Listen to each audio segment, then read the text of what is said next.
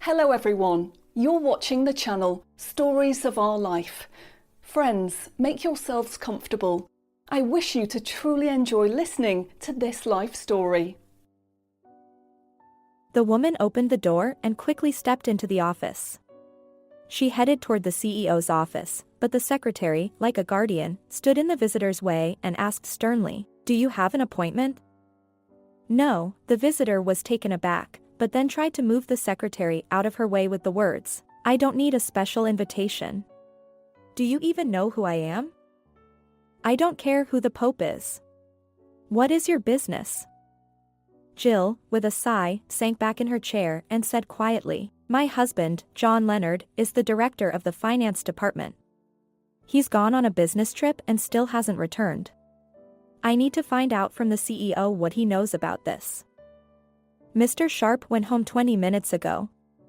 It is Friday, after all. He won't be back until Monday.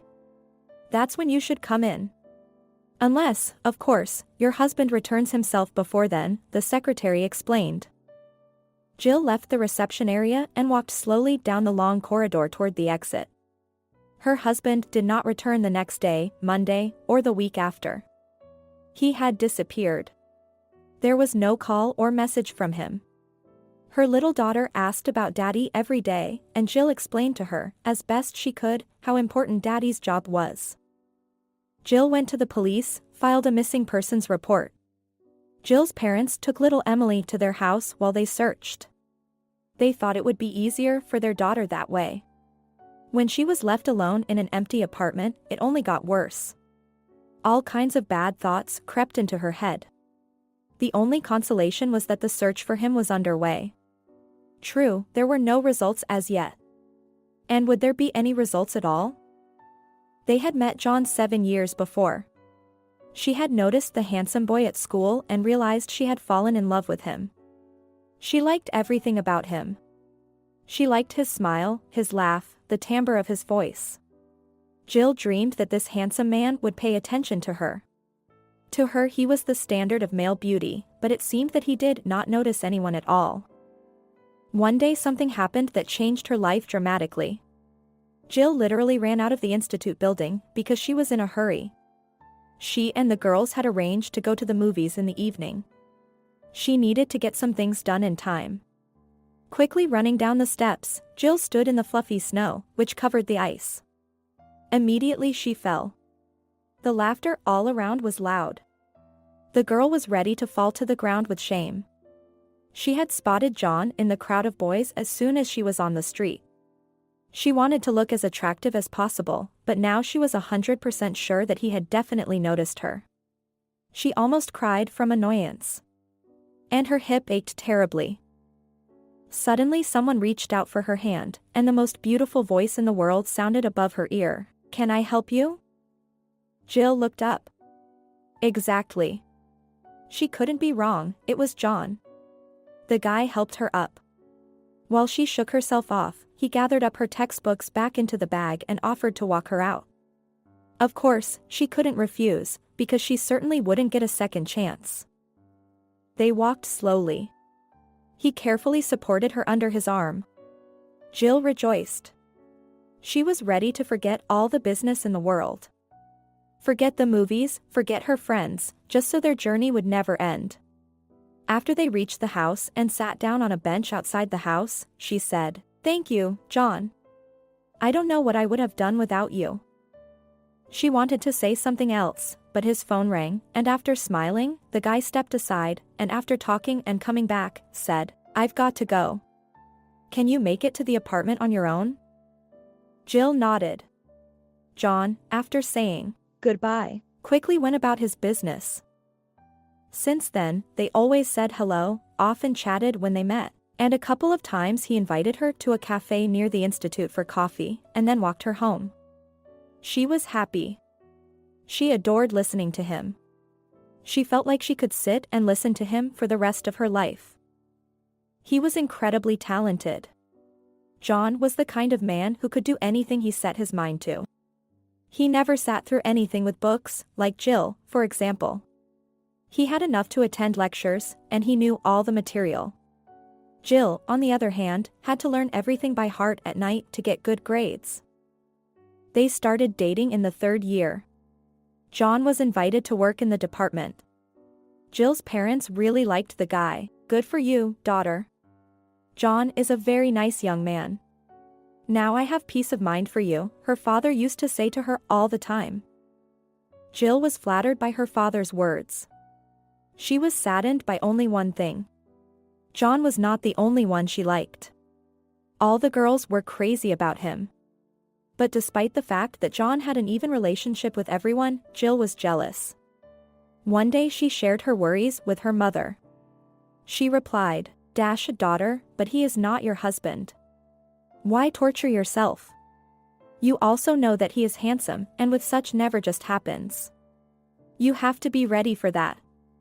If you're sure you can hold on to a man like that, then don't worry. And if you can't hold on to him, you better stop everything now and find someone for yourself. It will be easier and more peaceful for you." For a long time the girl pondered her mother's words and realized that her parent was right about many things. If now I go crazy just because John smiled at someone, then what will happen next? I mean, he hasn't even told me that he loves me. But I can't lose him either, she pondered. Yes, she loved John, but she could not admit it to him. She decided that he should figure it out himself. He was clever, after all. She wished he were hers alone, but he had other plans for her. Somehow, after examining herself critically in the mirror, Jill came to the conclusion that she was not ugly, but not beautiful either. It was obvious. The short haircut suited her very well. She had big eyes, and upturned nose. Separately, all the body parts seemed to be beautiful, but when they were put together, there was something wrong. It was like a jigsaw puzzle that didn't fit together right. The picture seemed to come together, but it wasn't the same. Of course, her mother and father always told her that she was the prettiest, but they were biased, they were parents. However, in my 4th year at New Year's Eve, John kissed Jill for the first time. It was an incredible feeling. Of course, it wasn't her first kiss, but everything before that had been childish. And this kiss was adult. It was so deep that it took my breath away. My head was dizzy from the wine.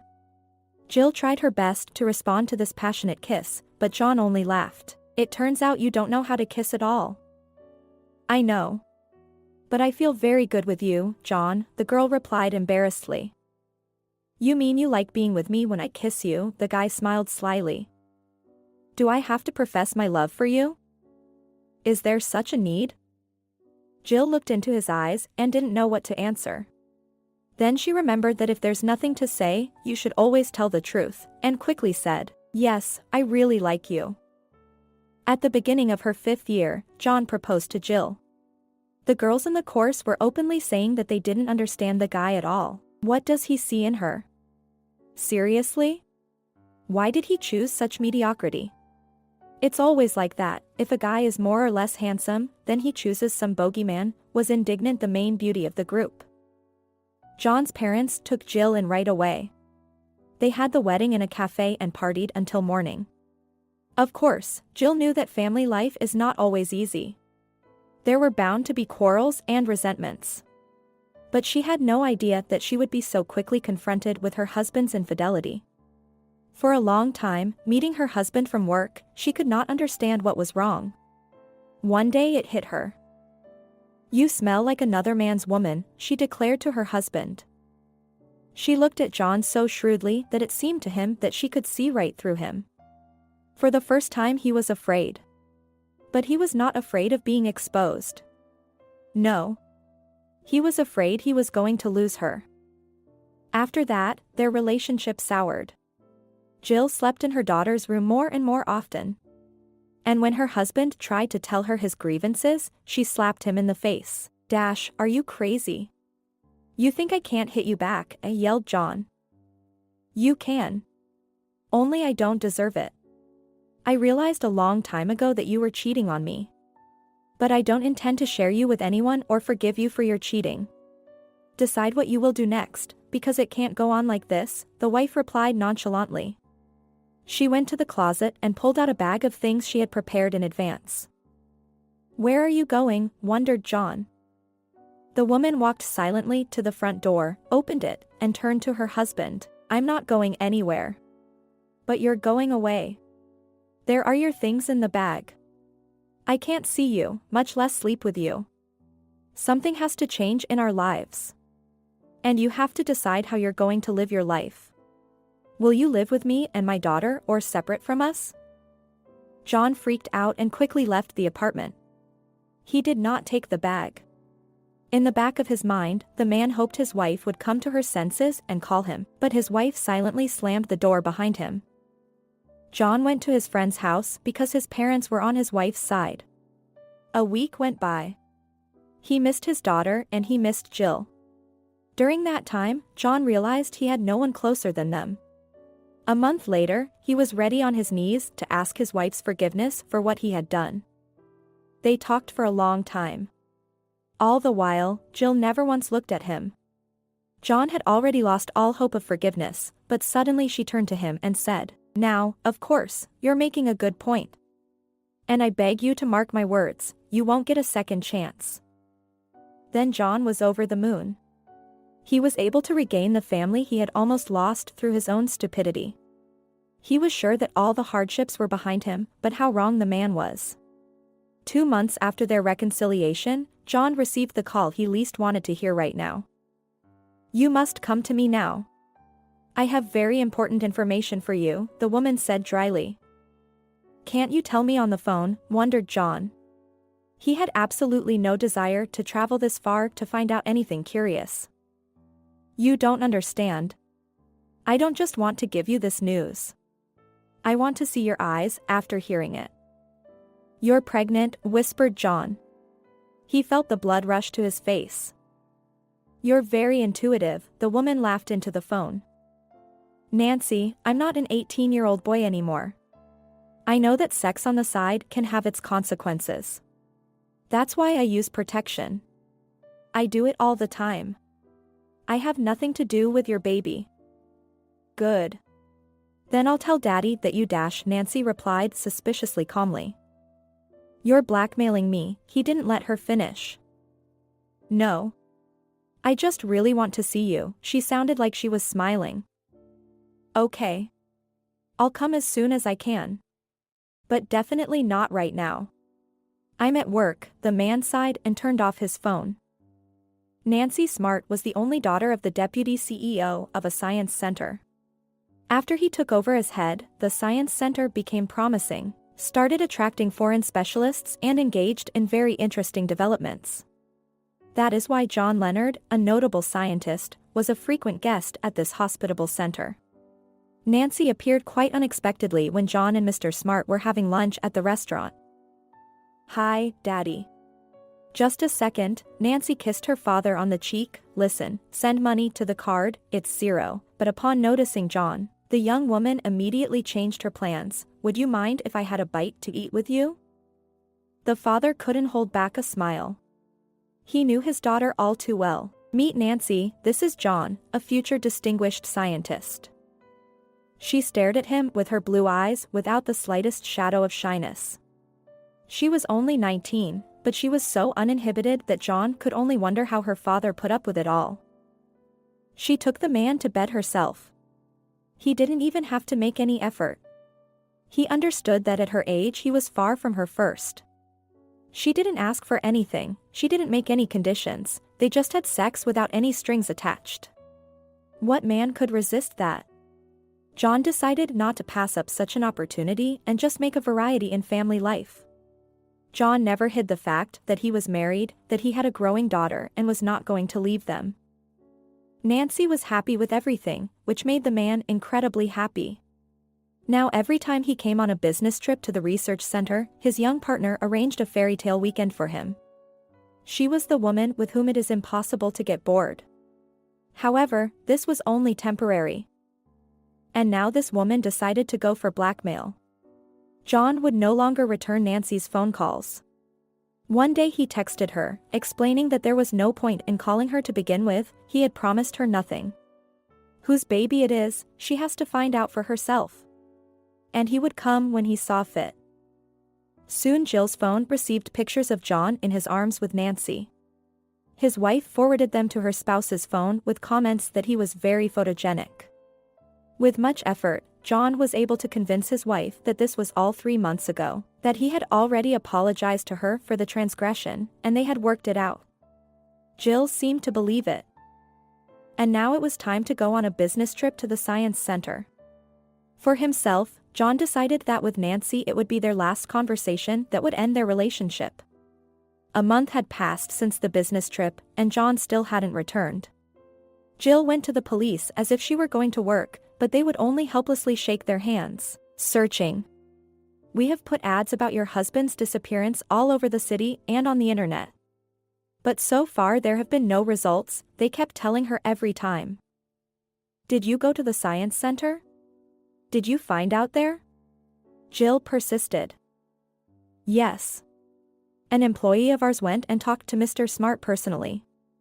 "Smart. He assured our employee that your husband had taken care of everything, and they said their goodbyes. He was perfectly healthy and was going home," she heard back. "But a man can't go missing without a trace. Isn't there anyone who saw him the day he left?" "Have you had cases like this before?" the woman insisted. "Mrs. Leonard, I've had all sorts of cases in 10 years of service. Go home, your being here won't help in any way to find your spouse. Maybe you're here now, and he's waiting for you at home. That's happened, too. As soon as there's any news, I'll let you know right away," the investigator assured her. Jill knew there was no point in counting on the police alone. She posted a missing persons ad on her own and updated the information every 2 days. But no one wrote her anything. In order not to go crazy, she was swamped with work. Her state of health was terrible. She ate practically nothing. After a while, Jill realized she was pregnant. That must have been the last straw. Mom told Jill to pull herself together and not be sad. Pregnancy was no big deal right now. "Jill, listen to me, John will come back, you'll have babies. Who forbids you? And if he doesn't come back, how will you manage with 2 kids by yourself? Look at you. What do you look like now? You look like a shadow. You're skinny, haggard. You even have circles under your eyes. When was the last time you ate? We'll help you, of course, but raising 2 kids alone is not as easy as you think. Right now you have to turn off your emotions and turn on your mind." In her mind, Jill knew that her mother was right, but something was bothering her. When she told her mother-in-law about the pregnancy, she broke into tears. God, Jill, what a joy. "We will help you, you can count on us completely. We won't leave you for a minute. You understand, because if John does not come back, this child will be his continuation," she assured her woman. But her father-in-law did not share the position of his wife. He looked at Jill with a frown and muttered, "Do not listen to anyone, you decide. The decision must be yours alone. Everyone can give advice, but you have to live with it. 2 children is difficult. If you decide to terminate this pregnancy, we won't judge you."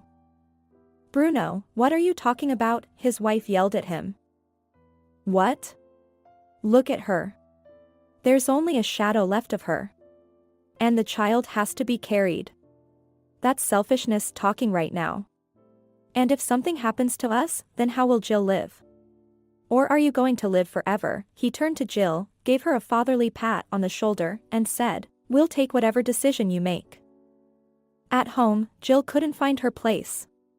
She couldn't get the words of her mother, mother-in-law, and father-in-law out of her head. Everything was jumbled up. She was confused. It was difficult. Eventually, the woman decided to listen to the majority opinion. Just as she was about to make an appointment for an abortion, the doorbell rang. When she opened it, Jill saw Matthew, John's brother, on the doorstep. "Jill, hi. I was wondering what decision you made," the guy asked without entering the apartment. "Matthew, is this any of your business?" His notes of irritation were clearly audible in Jill's tired voice. "Jill, I came to tell you that I'm willing to help you until John gets back. I make good money, and I'll give you part of my salary." For the sake of this baby. Jill, I beg of you. I can even live with you, if you agree to it, of course. He looked at her expectantly. Jill looked at him and could not believe what she was hearing. After a short pause, she almost whispered, Matthew, can you hear yourself? I'm your brother's wife, and I love him very much. I know. But you think too, if John were alive, he would have made himself known long ago. I'm sure he's not coming back. And life goes on. Don't say no at once. Think on my offer, the young man shrugged. I've already thought it over. No. You can come to your niece's.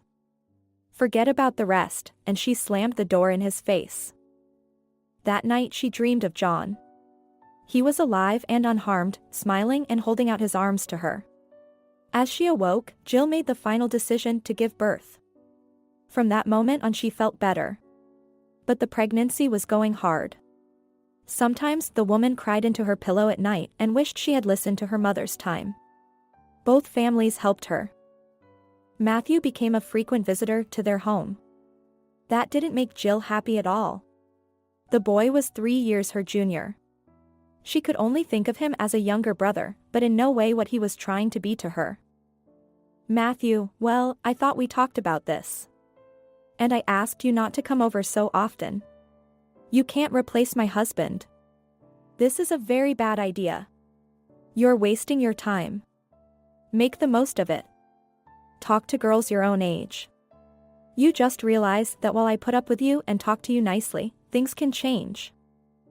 The cute girl image suits you better. You understand, I love Emily, she's my niece. And you're no stranger to me. I'm just really worried about you, Matthew smiled.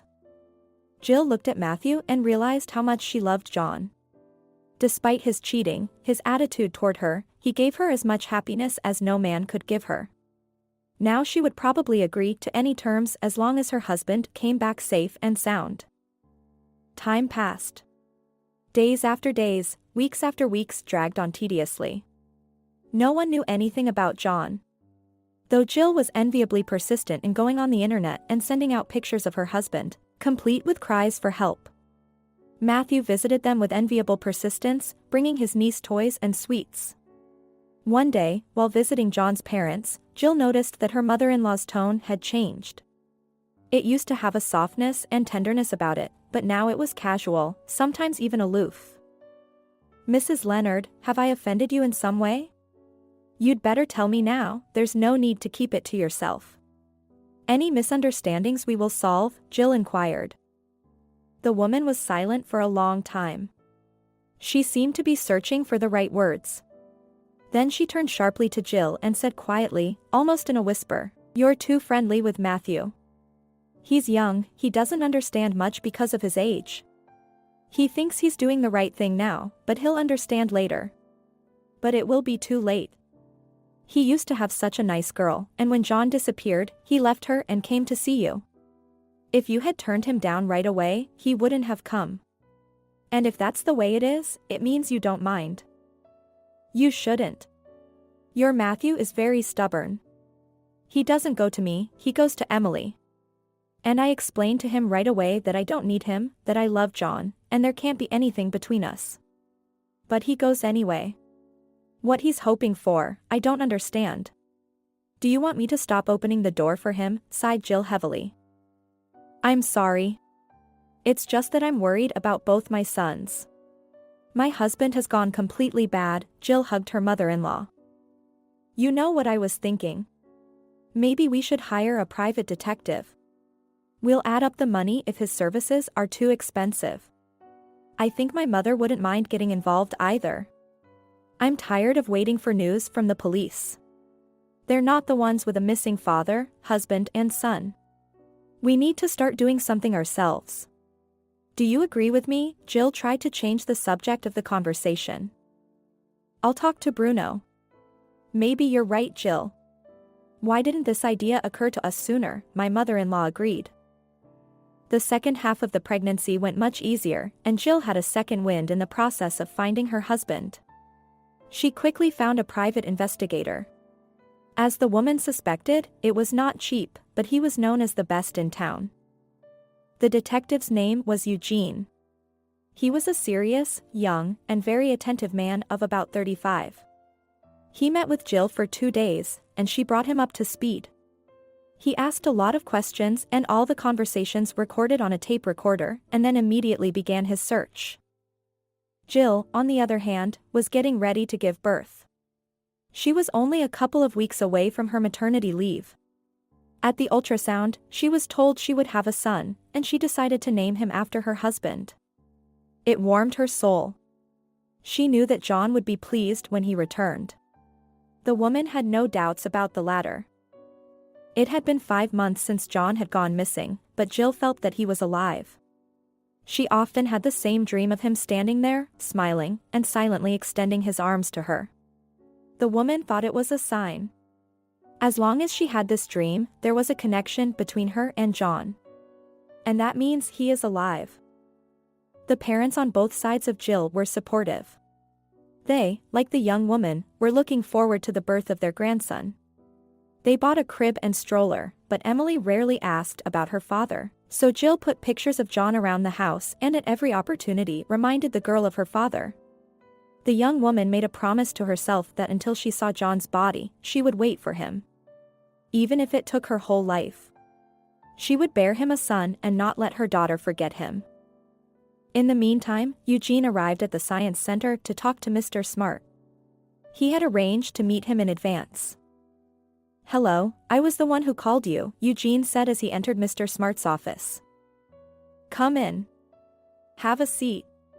What can I do for you?" The master of the office invited him and pointed to the chair across from him. "Mr. Smart, I'm well aware that it's been a long time since I've been here. And you may simply have forgotten some little things, but still try to remember in detail your last meeting with Mr. Leonard. Understand that every detail is important. His parents and wife and children are waiting for him. But I've already told the police everything. I don't understand what new things you want me to say." Mr. Smart threw up his hands. "All right. Then just tell me everything again," the detective agreed. Such a detail as Mr. Smart's slight agitation did not escape Eugene. "And why worry if your conscience is clear?" Eugene looked at the man carefully, but he kept averting his gaze. "Mr. Smart, my intuition tells me that you have not told me everything, and I want to believe that you did not do it with malice because you are involved in something, but simply forgot." Mr. Smart remained stubbornly silent, twisting the pencil nervously in his hands until he snapped it in half. And at that moment he flinched, as if he had woken up. "I remembered," he said, glancing guiltily at the detective. Then he was silent again. Eugene didn't rush his interlocutor, giving him time to gather his thoughts. "I asked John to walk my daughter home then." "Why?" "She wasn't feeling well or it was too late." "Is that relevant?" Mr. Smart wondered. "This is about a person's life, and every detail matters now, so what's important and what's not, let me decide. And understand that in our lives it's very easy to go from being a witness to being an accomplice." "Are you threatening me?" attempted Mr. Smart with indignation. "Not at all. I'm just warning you." Eugene remained unfazed. "So, I'm listening to you." The detective turned on the recorder. Eugene sat with enviable patience, waiting for Mr. Smart to start talking. Sometimes it seemed to him that he had forgotten all about him, but that was only at first glance. The man began to speak out of the blue. "You see, there's a local authority, Jim Ketton, but everybody calls him Cat. He's been in jail. And my little girl was in the same company as him. He started stalking her. And that day I had to ask John to escort her because I saw Ketton trying to force my daughter into his car. John agreed to my little request. And they left. I never saw him again." "And did you talk to your daughter? Did you ask her how they got home? What did they talk about?" Mr. Smart nodded affirmatively. "Yes.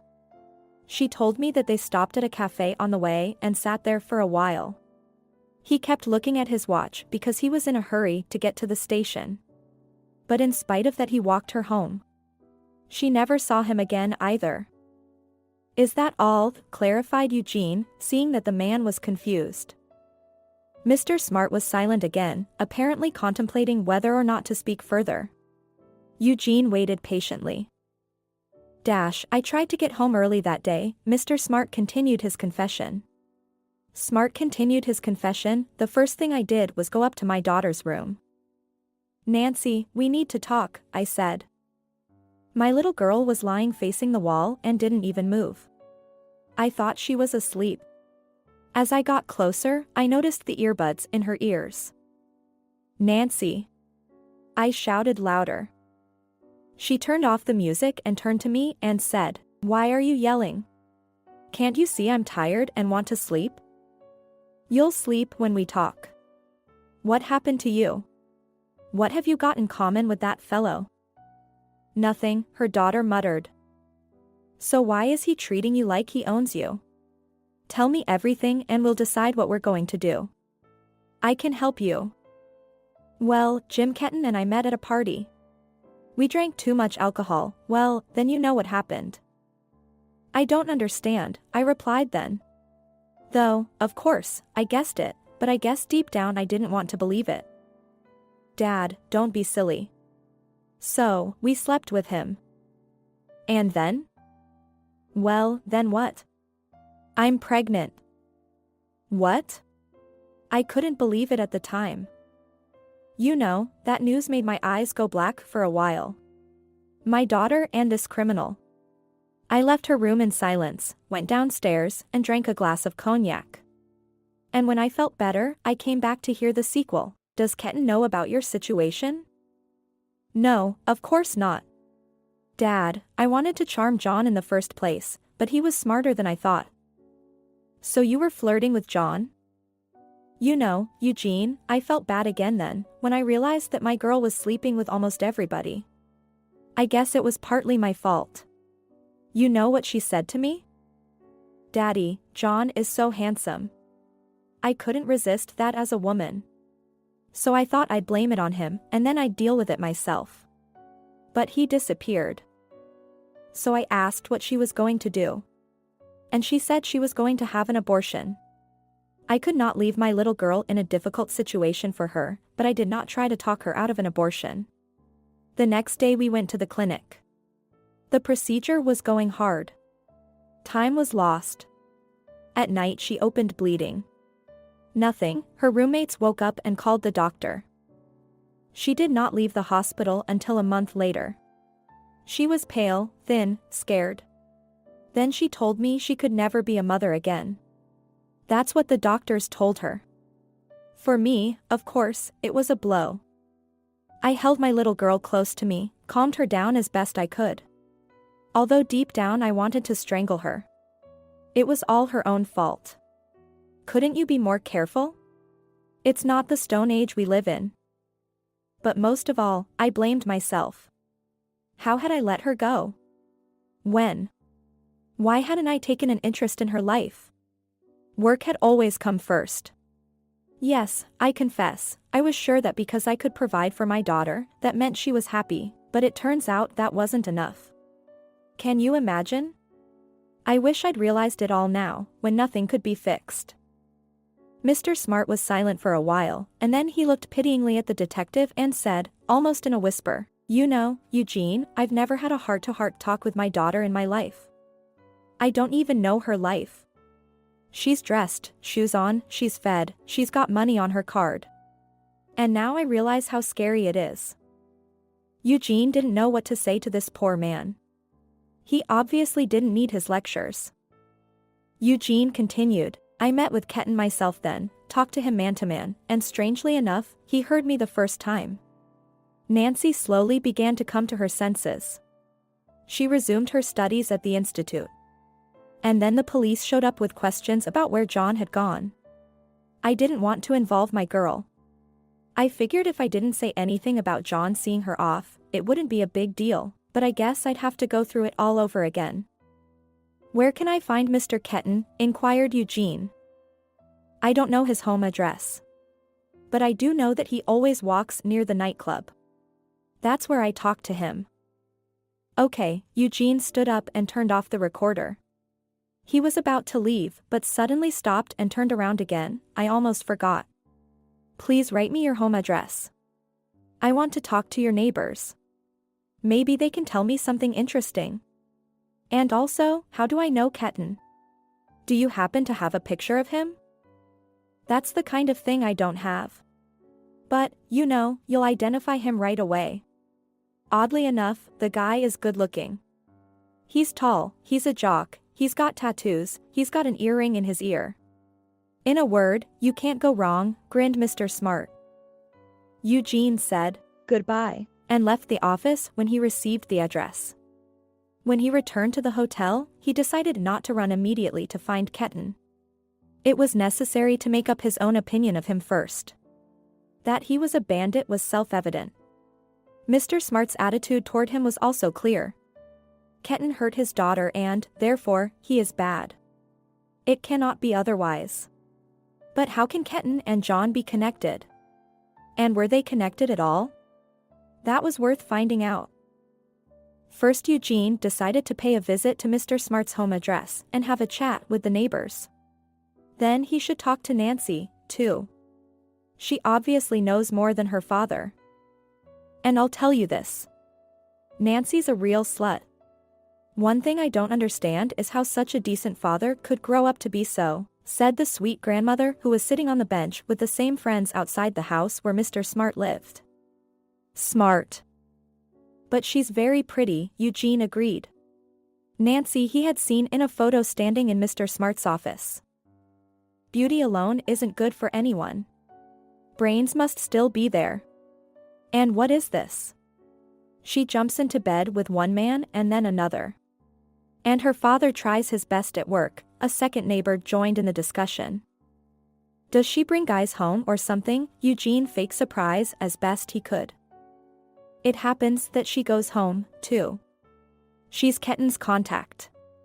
He's the last person in town to have any contact at all. He's a real thug. Eugene saw that the grannies started the discussion with more and more enthusiasm. He decided not to interrupt them anymore and let them share their opinions. Really, here's the last guy she was courting. I liked him. He was very friendly. Always said hello, had good manners. He was handsome and a little older than Nancy. Oh, was he the one who got beaten up here afterwards? The second neighbor clarified. Everyone nodded in agreement. Eugene immediately took out his phone, opened John's photo, and showed the old ladies. Was this man beaten? The old ladies looked closely at the smartphone screen and came to the conclusion that it was him. It's been a long time. It must have been 6 months, for sure. I saw everything through the window back then. He walked Nancy home. But only to the house, said the most talkative woman. And then? Then what did you see? Hurried Eugene to them. And, in fact, who are you? Why are you the one asking? The grandmother suddenly asked, looking intently at the detective. This man is missing. And I'm trying to track him down. His wife is looking for him, the children are waiting. It's strange. The man's missing, but the police haven't come to see us. Well, here I am. You can tell me everything you saw that day. Eugene was beginning to lose patience, but didn't show it so as not to make himself even more suspicious. Do you have a detective's license? One of the friends asked with a knowing look. When the detective showed them the ID, they agreed to continue talking to him. Yeah, Ketan and his buddies were beating it. They waited until Nancy got into the house and the 4 of them jumped him. How could he do it alone? But you gotta hand it to him, he held on for a long time, he's a strong man. I shouted at them from the balcony to stop. But did they hear me in such a noisy environment? And then what happened? Well, then what happened? They put it in the trunk and took it away. And where, they didn't tell me, the grandmother shrugged. Walking up the stairs to Nancy's apartment, Eugene pondered how it was possible that the local police hadn't interviewed the neighbors. And immediately answered his own question. Mr. Smart had originally given the wrong information. Smart had initially given the wrong information. Had he concealed the fact then, maybe John would have been found long ago. When Nancy opened the door and Eugene introduced himself, she was not the least bit surprised. It was obvious that her father had already warned his daughter about everything. When asked what she remembered of her last day with John, the girl replied, "He walked me home. We sat in a cafe on the way home, and then he left. I never saw him again." But you can't help but know that after you went into the house, he was met by Ketan and his cronies. They beat him up and took him away to an unknown destination. All the neighbors know, but you don't. The man is missing, and he's got a pregnant wife and a daughter, by the way. How should I know? I don't talk to my neighbors. And the windows and balcony face the opposite side, the girl replied indifferently. Nancy, why do you think Ketan and her cronies started beating up John? Only I beg you very much not to lie. I know more than you think. A man went missing 5 months ago. Nobody knows if he's alive or dead. And in this situation, a witness could easily turn into a suspect, so let's not make an already complicated situation worse. The man warned her as soon as the girl opened her mouth. Nancy closed her mouth and looked silently somewhere past the detective. She could see that she was nervous. Then she got up and fetched a bottle of water and a glass. After taking a few sips, the woman jumped up and began pacing back and forth across the room. Nancy, calm down and sit down. You're making me dizzy. What could John have done or said that no one else saw him after the fight with Ketan? It's a long story, Nancy finally muttered, settling into her chair. Well, I think I have time to hear you out, and Eugene pulled a tape recorder out of his pocket. It all started with my friend's birthday. It was her anniversary, her 20th birthday. There must have been a lot of interesting people there. Including my ex, Lucas Ferguson. We dated for a while, we were even going to get married. But then I did something, I won't go into those details. Anyway, he stopped talking to me. And when I found out he was gonna be at this party, I decided to get him back no matter what. But I was wrong. He came with a girl and told everyone that she was his fiancée. I started drinking alcohol to forget my grief, and that's when Ketan came up to me and started paying attention. Nancy grimaced. It was obvious that she didn't like to think about it. She took another sip of water and continued, I don't know how he ended up there at all, in that company. But he asked me to dance and started kissing me right away. I didn't put up much of a fight. I wanted to show my ex that other men liked me. Then Ketan took me for a ride, and we went out of town somewhere. That's where it all happened. I hope you don't have to explain what happened, Nancy looked at Eugene with a smirk. You don't have to. I can guess, replied the detective. Well, that's fine. It should be noted that Ketan turned out to be quite an interesting young man. He had a lot to talk to me about. He started to pay attention to me, to meet me after the institute. But, how can I say it, I was shy of him. A lot of people have tattoos, but they're different. Ketep's prison left an imprint on him, you know? Eugene nodded. In short, that was enough for me for a month. And then I blew him off. By then I was already in a relationship with John, but getting rid of Ketan wasn't easy. Then I found out I was pregnant. What? Nancy asked, catching the detective's surprised and confused look. You're such a modern girl, and you didn't know about contraception? How could that be allowed to happen? She smirked and continued her story. Well, that's the way it is. The decision formed in my head instantly. I decided to start an affair with John with the help of pregnancy. He's handsome and smart and has a promising future. He would be a very good father to the child. But there was one thing I hadn't considered. John, unlike me, knew perfectly well about contraception. And there was no chance of making him the father of the child. I didn't tell Ketan about the pregnancy. The criminal was not fit to be a father or a husband. And by the way, he was an excellent lover. Oh, Nancy, that's the side of your life I'm least interested in. Oh yes, I'm sorry, the girl laughed. While John was at the science center, he and I dated. Ketan saw this, of course, and he didn't like it, to put it mildly. To get him off my back, I told the girls on purpose that I was pregnant by John and we were getting married soon. I knew Ketan would find out the same day. And so it came out. Nancy, do you realize you set a man up? Ketan beat him up or killed him just because you allegedly got pregnant by another man. Was that not clear to you? Eugene wondered. I didn't think about it at the time. I had to get rid of that annoying lover, that's all. That's all. Just like that? How cheap, however, you value other people's lives, the detective resented. Oh, don't give me a moral. You don't know what I've been through, the girl exclaimed. What happened to you, Nancy, is the result of your behavior. But John. We don't even know if he's alive. And his wife and daughter are waiting for him, by the way. He's got a son on the way. But either way, there's nothing we can do about it. It's already happened. I'm sorry about John, though.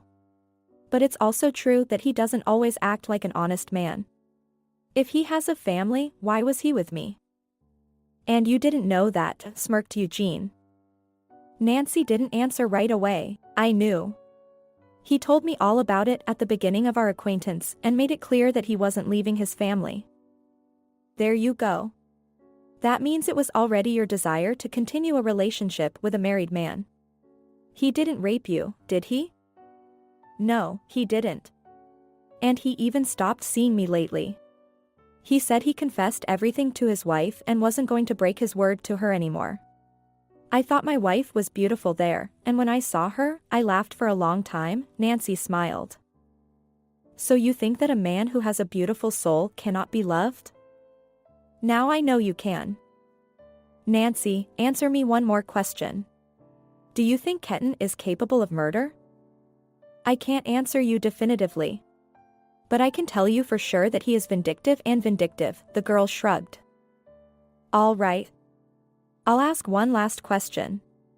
If need be, are you prepared to testify in court and corroborate your testimony?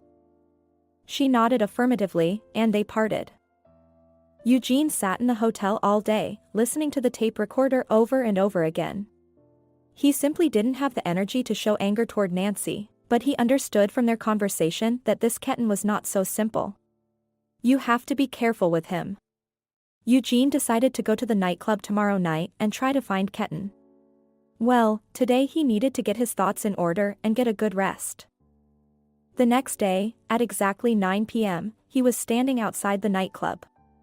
The detective identified Ketan immediately by his loud laughter and tall stature. He regarded him from the sidelines. The question begged itself. Could he really kill? The man entered the club, sat down at the bar, and ordered. Soon Ketan and his friends, in the company of the girls, entered noisily. They behaved, of course, disgustingly, loosely, defiantly, in a boorish way. After watching all this, the man, having finished his cocktail, left the bar with the firm intention of going to the police tomorrow morning and help them investigate. At the police station, the first thing Eugene did was to find out who was in charge of Mr. Leonard's case, and went up to his office. Mr. Brooks, good morning. My name is Eugene Fix. I'm a private investigator and I'm investigating Mr. Leonard. May I ask what stage the investigation is at? We will be closing the case. There is no evidence. Everyone we can has been questioned, but it hasn't become any clearer, as they say. The man seems to have vanished into thin air. Let me help you. I have some useful information for you, Eugene smiled. For 2 hours he told the investigator about his conversations with Mr. Smart, Nancy, and the neighbors on the bench. He let me listen to the dictaphone recordings. You see, there are witnesses who saw how Ketan and his cronies beat Mr. Leonard, how they stuffed him in the trunk. We have to arrest the bastard and his whole crew. They should be interrogated. He won't tell me anything. But you, as an investigator, have a lot more authority, Eugene concluded. All right, tomorrow we'll start work on finding him, he agreed. What's there to look for him? He sits outside the club every day. We can go there tonight and arrest him right away, Eugene wondered. but in the evening Ketten was not at the club. Nor was he there the next day. The police were on duty at the nightclub all week and it was no use. Then they decided to change tactics and start watching Ketten's house as well. They learned from neighbors that he had a garage nearby, where the guys also gathered periodically. Only 6 days later, Ketten was arrested with the rest of the group. He had clearly been warned that they were looking for him because he was armed. During the arrest, Ketten shot back, hiding behind the backs of his friends, but he could not get away. He did, however, manage to wound one of the police officers in the arm, further complicating his situation. Eugene was very nervous before the interrogation. He was afraid to hear that John had been dead for a long time. At the interrogation, the boy acted defiantly, certain that the police had nothing on him. He sat sprawled out in his chair, with his leg over his head, and was in high spirits. "Well, gentlemen of the police, shall we begin the interrogation?" The guy grinned. "Why did you and your stupid friends beat up Mr. Leonard?" "Who is this Leonard of yours?" Ketten tried to feign incomprehension. "All right, Mr. Ketten, I'm going to lock you in a jail cell and keep you there until you ask for questioning yourself.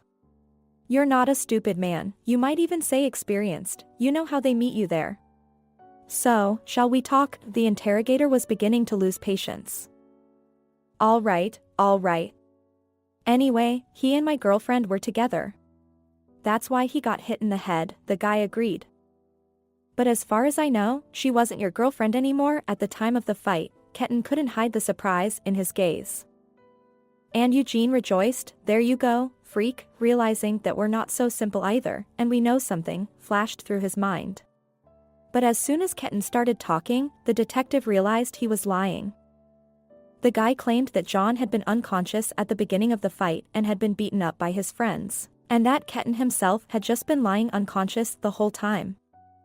"You make me sad, Mr. Ketten. Half the house was watching your fight from the windows. If you don't start telling me the truth right now, I'm going to confront you. And, as you understand, it will have a direct effect on your prison term," sighed Mr. Brooks wearily. Brooks sighed wearily. The boy's gaze dimmed momentarily and became less brash and self-righteous. He got what he deserved. Don't go running after other girls when your wife's waiting for you at home. And you're the protector of the weak and oppressed? Acting like you're Robin Hood. "What did you do after you threw the man in the trunk?" said the investigator. Eugene discreetly turned on the tape recorder in his pocket. The guy continued to tell the story. "We took him to the next town. There, on an abandoned beach, we dumped him with branches." "Why there?" clarified Mr. Brooks. "The boys thought it was safer that way. They wouldn't find the body right away, and if they did, they wouldn't think anything of us." Well, judging by how much time had passed since then, they weren't wrong. "Was he alive at the time?" Eugene tensed, waiting for an answer. "I don't know." "Well, really, I don't know. We didn't check. We threw him out and drove away. We didn't care if he lived or died." "What would that have changed?" the guy replied. "Where did so much cruelty come from, Mr. Ketten?" the investigator marveled. But that question went unanswered. The guy only shrugged his shoulders. Soon he was taken away. After Ketten left, the picture began to become more or less clear. "We have to go to the next town. Let's go tomorrow. And go straight to the police there. If they found him, we'll know all the details at once," blurted out Eugene. In the morning they drove to a neighboring city. Eugene learned the location of the abandoned beach, while Mr. Brooks went to the police station to find out more.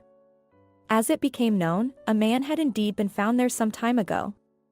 But his name is Joe. They found the investigator who handled the case. He identified himself as Lucas Burton and told them that he had personally taken the man to the hospital.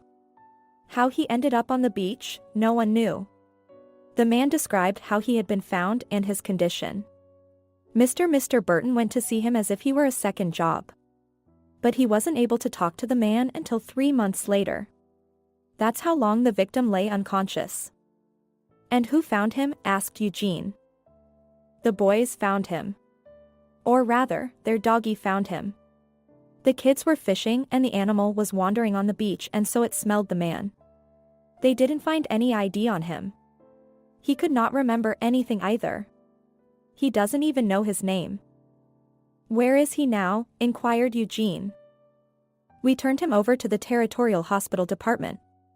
Here's the address, and the policeman pulled out a business card with a phone number and address. They were there 20 minutes later. A police officer named Alexander was in the building with John. He told me that the man had moved into the apartment of the doctor who treated him after he was discharged from the hospital. I visit him and keep track of his life. The doctor calls him Joe because he never remembered his name, and you have to address him somehow. Is that him? Asked Eugene, showing a picture of John. Alexander studied the picture of the young and handsome man for a long time, and then sighed sadly and nodded. Yes, something of that handsome man still remains. But not much. He grew a beard, which, by the way, makes him look very old. And, you see, he's got a lost look in his eyes. Like a man with no past. That must be awful. God forbid I should live through that. If you want, we can go see him. It's not far. No. First, we'd like to talk to the very doctor who took him in. Do you have her coordinates? Mr. Brooks.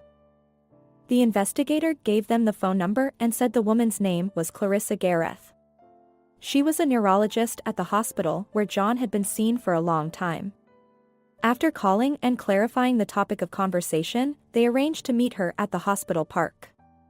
Clarissa was a pretty, slightly overweight woman in her 30s. Tell us everything from the moment Joe, aka John, came to his senses, Mr. Brooks. And Eugene, out of habit, turned on the recorder. Well, he was unconscious for 3 months. When he woke up, he immediately asked if he had been with us long. I told him everything then. But when I asked him what his name was, he just opened his mouth, but he couldn't say anything. He couldn't remember anything at all. Every day I went to him and asked him the same questions, hoping at least some of the memories would come back to me. But to no avail. In most cases his memory recovers on its own, that is, the amnesia passes by itself, without treatment. I reassured him, but it was hard to accept this fact, Joe, because not to remember, it means to lose the past, at the risk of losing the future. When such a misfortune falls on your head, it's a disaster that turns your life into a nightmare. Who are you? What is your name? Do you have a family, children? What happened? Why are you here alone? Questions that won't be answered anytime soon. He once said to me, maybe I don't need to remember anything. Maybe I killed someone. You don't just beat a man up and leave him in the bushes to die. It was hard to watch all this. After a month and a half his health returned to normal, but his memory never did. And there were feelings between us. He liked me, and I liked him. I saw it when the head of the department raised the question of his discharge. I understood that he had nowhere to go and offered to move in with me. He had no choice then, and he agreed. You lived as husband and wife? Inquired Eugene. The woman nodded. We both knew deep down that it wasn't right.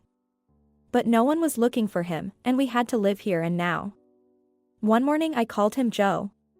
He was surprised at first, and then he decided it would be easier for both of us. Why didn't you go to the police with him? Asked Mr. Brooks. I don't know. It would be more accurate to say I didn't want to do it.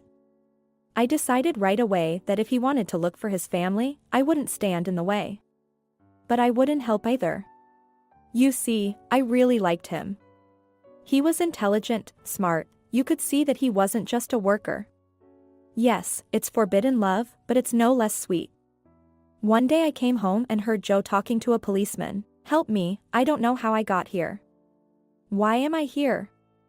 I don't know who I am or where my relatives are, if I have any at all. What do I do? Said Joe. You don't even remember your name. Unfortunately, no. The doctor I live with temporarily calls me Joe. Why Joe? Well, because I don't care.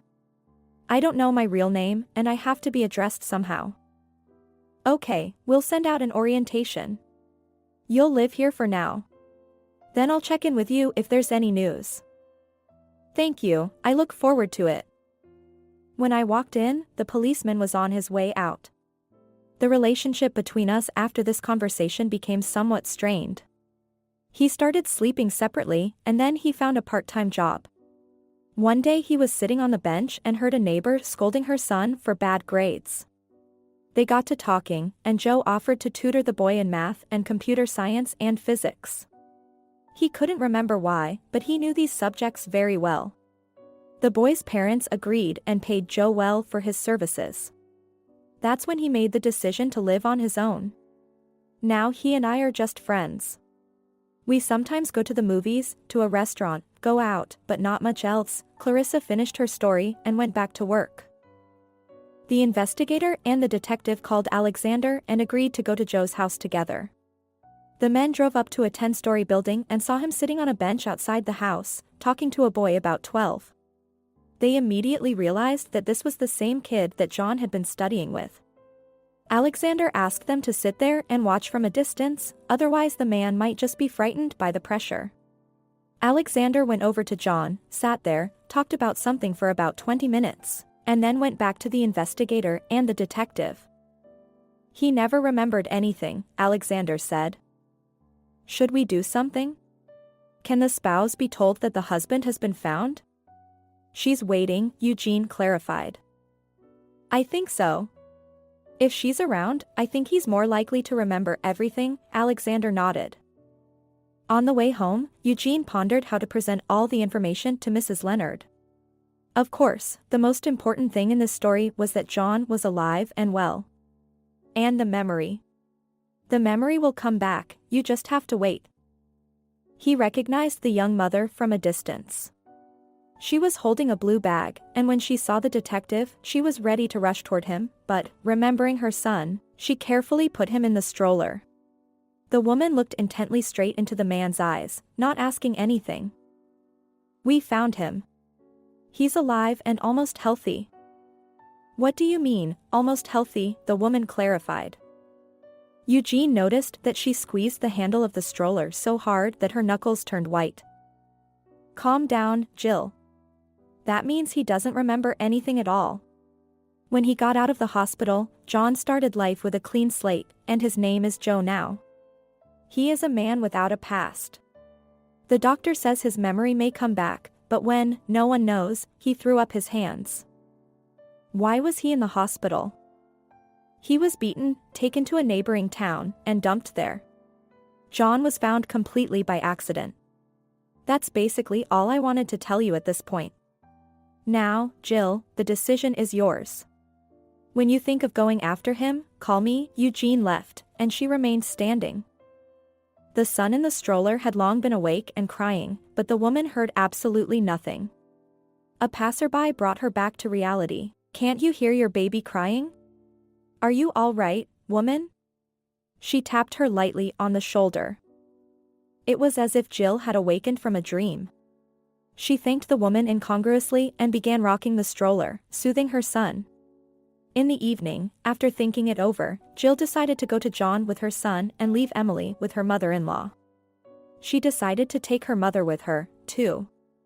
She also collected all his documents, diplomas, certificates. After calling her mother, she told her everything, and after securing her consent, Jill dialed Eugene. I'm ready to leave tomorrow, the woman said. Great, I'll pick you up at 8 o'clock sharp, he said. Eugene never dared to tell her about Clarissa, thinking it unnecessary. They were separated now, so why upset the woman? She'd been through enough. Why Joe? Asked Jill on the way out. Jill, the man lives without a name, without a past, he had to be addressed somehow, so the hospital suggested calling him by that name. He agreed. I'm afraid he won't recognize me. Have faith in the best. Of course, no one can give you a guarantee, but you have to have faith, Jill. Eugene tried to cheer her up. By the way, don't be frightened. He's grown a beard, so he looks a little different, a little older. You will recognize him, of course, but it would be wonderful if he recognized you, too. Eugene noticed that Jill's hands were shaking. When they drove up to the right house, she refused to come out for a long time. I won't go, I'll wait for him here, she said in a trembling voice. While the detective and her mother were trying to persuade her, John came out of the house. Everyone was immediately silent and looked in his direction. Jill covered her mouth with her hand and whispered, "My goodness, how thin and old he is." "Jill, he's been through a lot." "I understand," she nodded. The woman pulled herself together and got out of the car. She walked briskly toward her husband. "Good afternoon," she said, smiling. "Good afternoon," the man replied, without even looking at her. "Could you help me? I've decided to rent an apartment in this neighborhood. Can you tell me about the neighborhood? Is it quiet? Do you like it? How long have you lived here?" "Relatively recently." "I don't remember much, so I don't think I can be of much help to you," John answered and looked at Jill. "And why are you looking at me like that? Do you think we've met somewhere?" The woman smiled. "I don't know, but you're very pretty," he smiled. "How about being friends?" suggested Jill, not expecting this from herself. He looked at her again. "Don't get me wrong. It's just that I don't know anyone here either. And you and I could be friends while I'm living here." "Well, that's fine with me," John replied dryly. Jill wanted to say something else, but at that time a woman came out of the house, walked up to John and kissed him on the cheek. "How are you?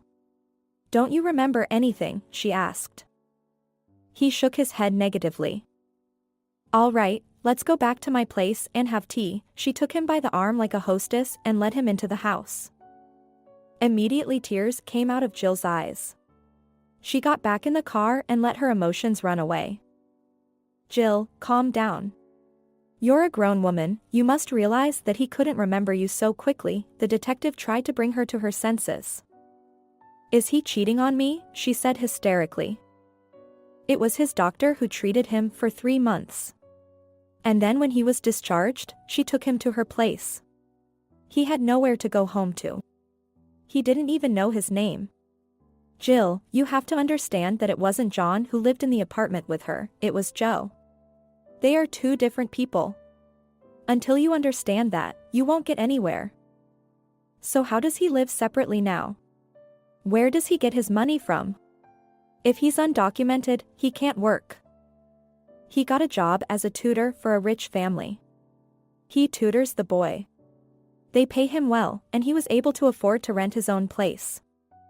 She looked at Eugene with eyes red with tears, and he realized that the woman was very tired, especially mentally. "Shall we go to a hotel?" he suggested, and Jill agreed. The next day she decided to talk to the doctor, Clarissa Gareth. After knocking on an office labeled a neurologist, and hearing permission to enter, she opened the door.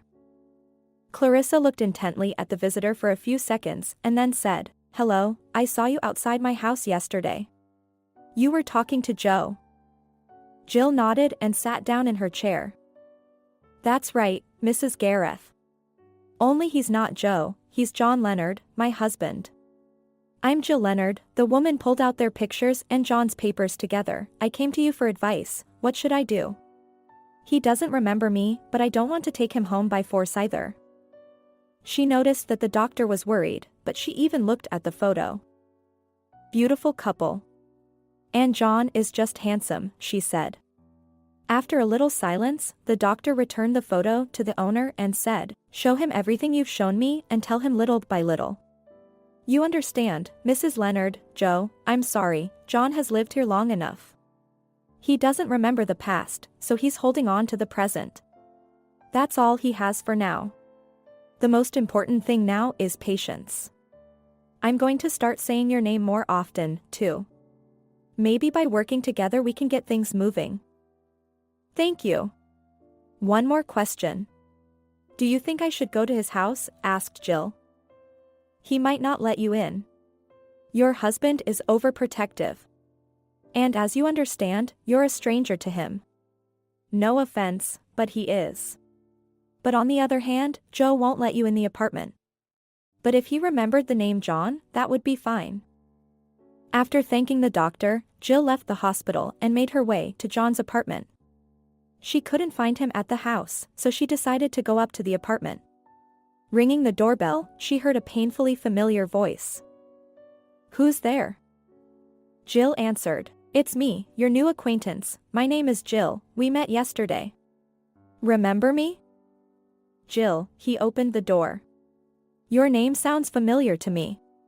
I'm sure we've met somewhere." Maybe, the woman smiled as she stepped inside. The apartment John lived in was small. The order and cleanliness surprised him. He had been neat before, but he had never mopped the floor or cleaned it himself. "It's cozy and very clean. Does someone help you clean?" "No. I do it myself." "That's not bad. You're good." They drank tea and Jill talked about herself and showed John pictures. "That's me and my husband, and that's our kids, daughter Emily and son John. The son looks a lot like her husband, don't you think?" The man took the picture in his hands and looked at himself for a long time, but then just put it aside. "How old is the daughter?" he asked. 6. She's going to school next year. Unfortunately, she's very turned. She remembers her daddy a lot. I remember when she was 5 years old, I often had to leave her home alone. My husband kept explaining to her that she shouldn't open the door to anyone. And once he even made up a poem about it." Jill, looking her husband in the eye, began to recite a simple poem that only their family knew. John looked at her with his eyes wide open and suddenly continued in her place. "That's right. How do you know?" Jill smiled and clapped her hands. "I don't remember. Maybe I heard it somewhere," John shrugged. The woman decided to drop the subject and began to talk about her parents. Showing him a picture of them, she said, "Those are my husband's parents. They are wonderful people. They help me so much." He stared at the picture for a long time and then he said, "Jill, I'm sorry, but I'm tired." Quickly removing everything from the table, she left. But she purposely left all of his documents, diplomas, and photographs on the table. All night long the woman lay awake, imagining that tomorrow he would open the door and say, "Jill, I remembered everything." She did not fall asleep until morning. The next day she could not see her husband because John, her son, was ill and had a high fever. Jill concluded that it was for the best, because her husband would have time to think. And she would have time to gather her thoughts and accept the situation. After 5 days in this city, she was already used to being at John's house every day at 9 a.m. and talking with him while he waited for his student. Jill was already ready to stay in this city so that her husband would get used to her and quickly remember everything. One day she arrived at his house at 9 a.m. as usual. He was already waiting for her. In her hands she noticed the very bag of papers she had recently forgotten from him. John smiled and walked toward her. "John," Jill's heart raced. "Jill, here, take these, you forgot them on my desk," he said. A miracle didn't happen, flashed through her mind, and she cried. "Why are you crying?" the man wondered. "Just missing my husband. I need him and so do the children. We're all waiting for him. Do you understand me?" she sobbed. "Don't worry, Jill, everything will work out. You just have to wait and believe," John reassured her. Sadness was instantly replaced by anger. Jill was angry at the fate that had treated them so cruelly. She was angry at her husband, who did not see the obvious things. Because of this, all her efforts were in vain. She was angry at her mother, who made her nervous every day, insisting that Jill finally tell him everything as it was, and that they all come home together. The woman's hands were dropping. She had come to a strange city for a man who didn't remember her at all. She had no idea how long it would take for the memories to return and for their family to rebuild.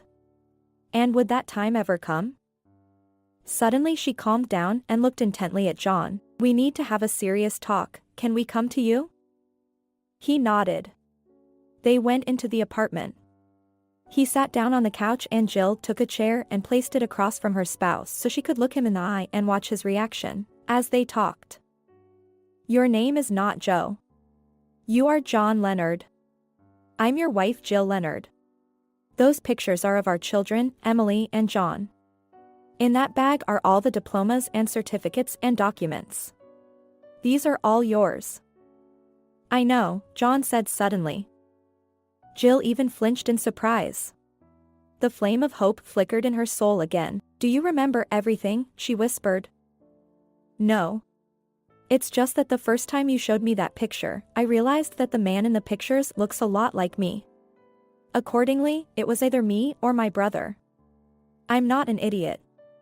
Then when you started to tell me that your husband was missing, I guessed that it was me. I just didn't let it show. When you left the papers on the desk, I went over them a few times, hoping to remember something, some little thing, but to no avail. What happened to me? 6 months ago you went on a business trip to the science center and went missing. We've been looking for you all this time, and then I hired a private investigator, and he was able to find you here.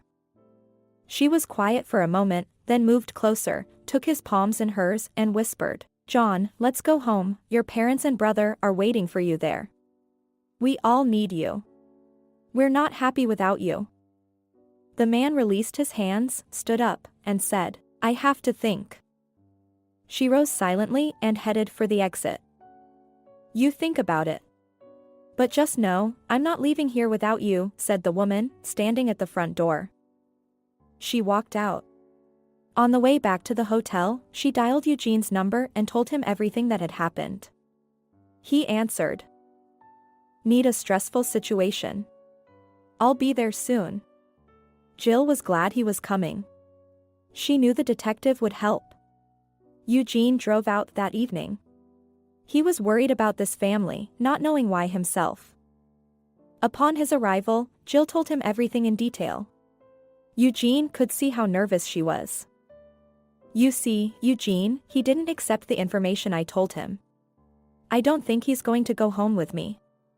I certainly knew it would be difficult, but I didn't think it would be this difficult. Don't worry, Jill, you and I have to think through the whole situation that would trigger him emotionally and get him out of the quagmire he's been living in for almost a year. And it's strange that he doesn't want to get out of that swamp.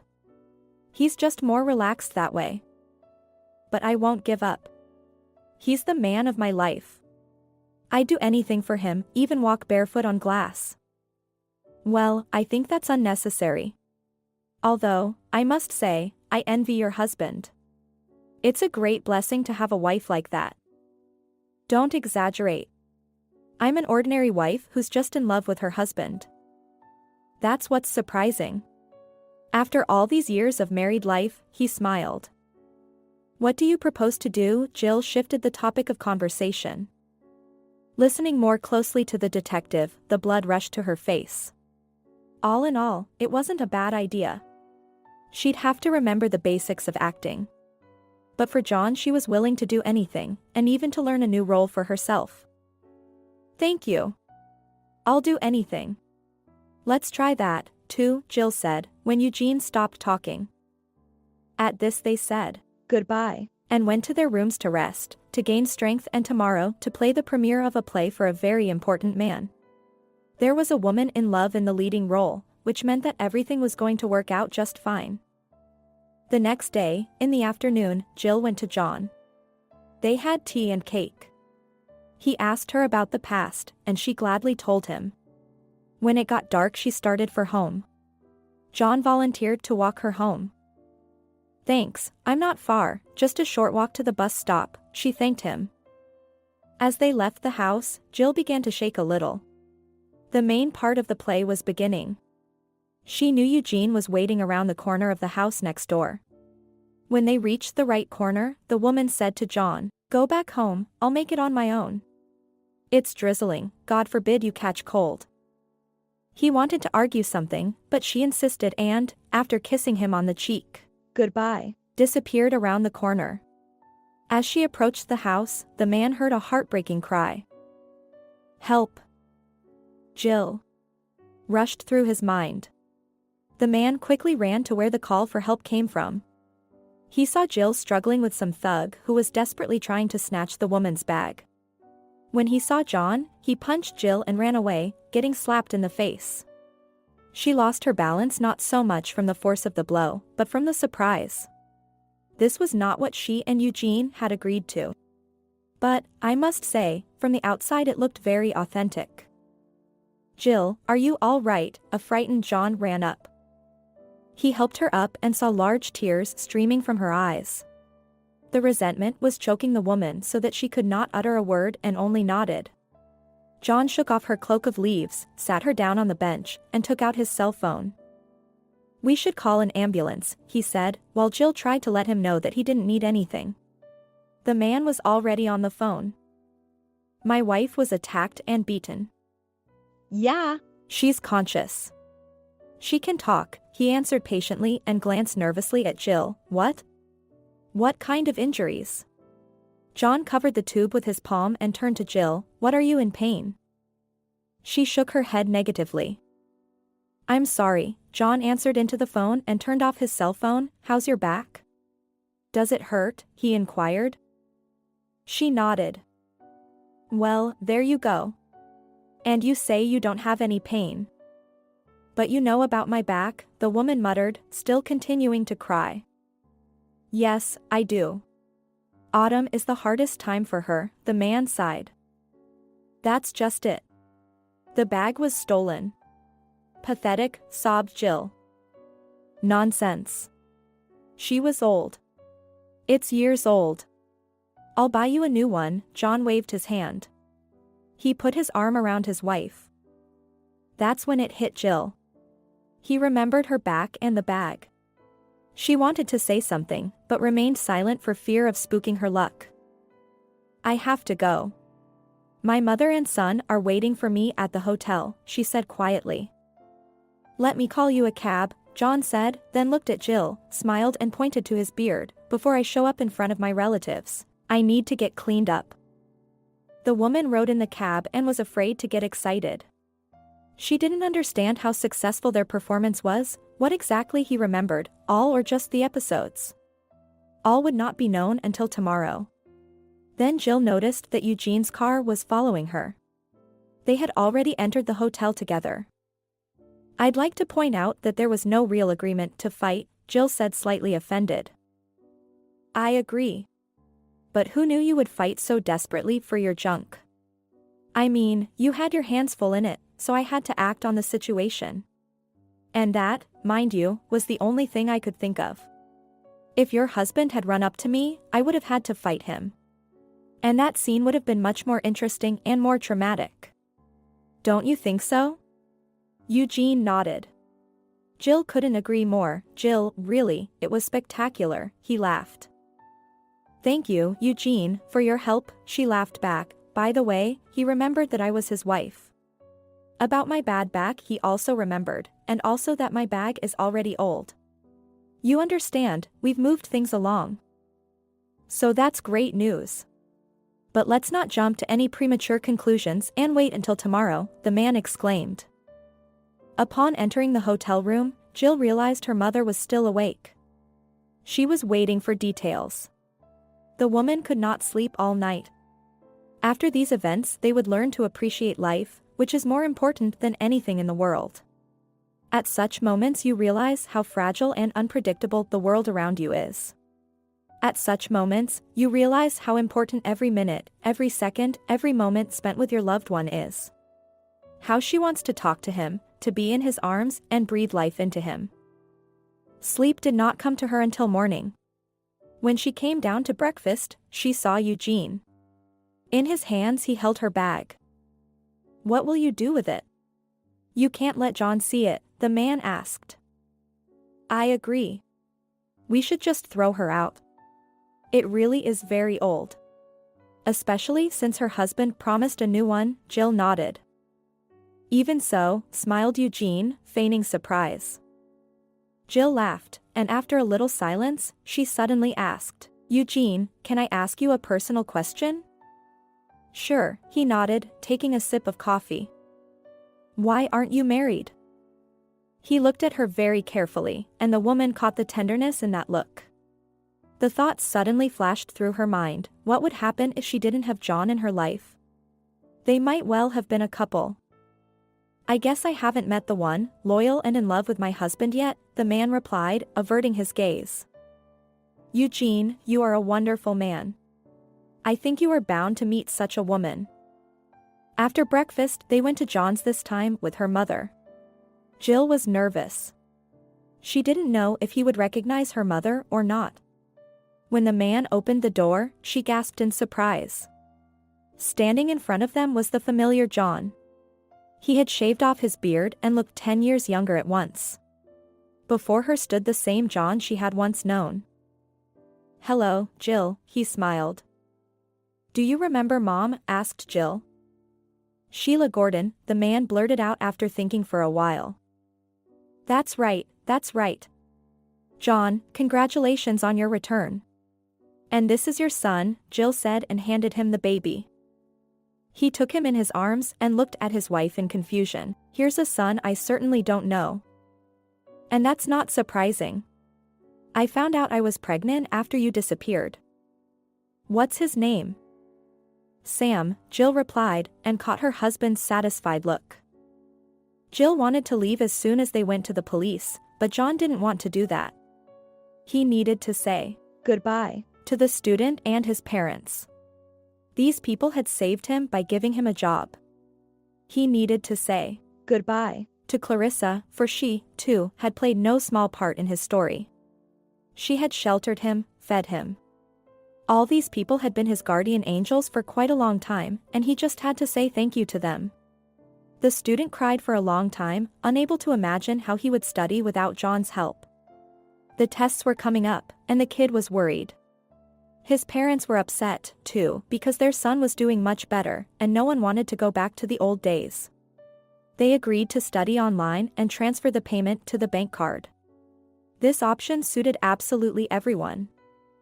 John went to say goodbye to Clarissa at the hospital.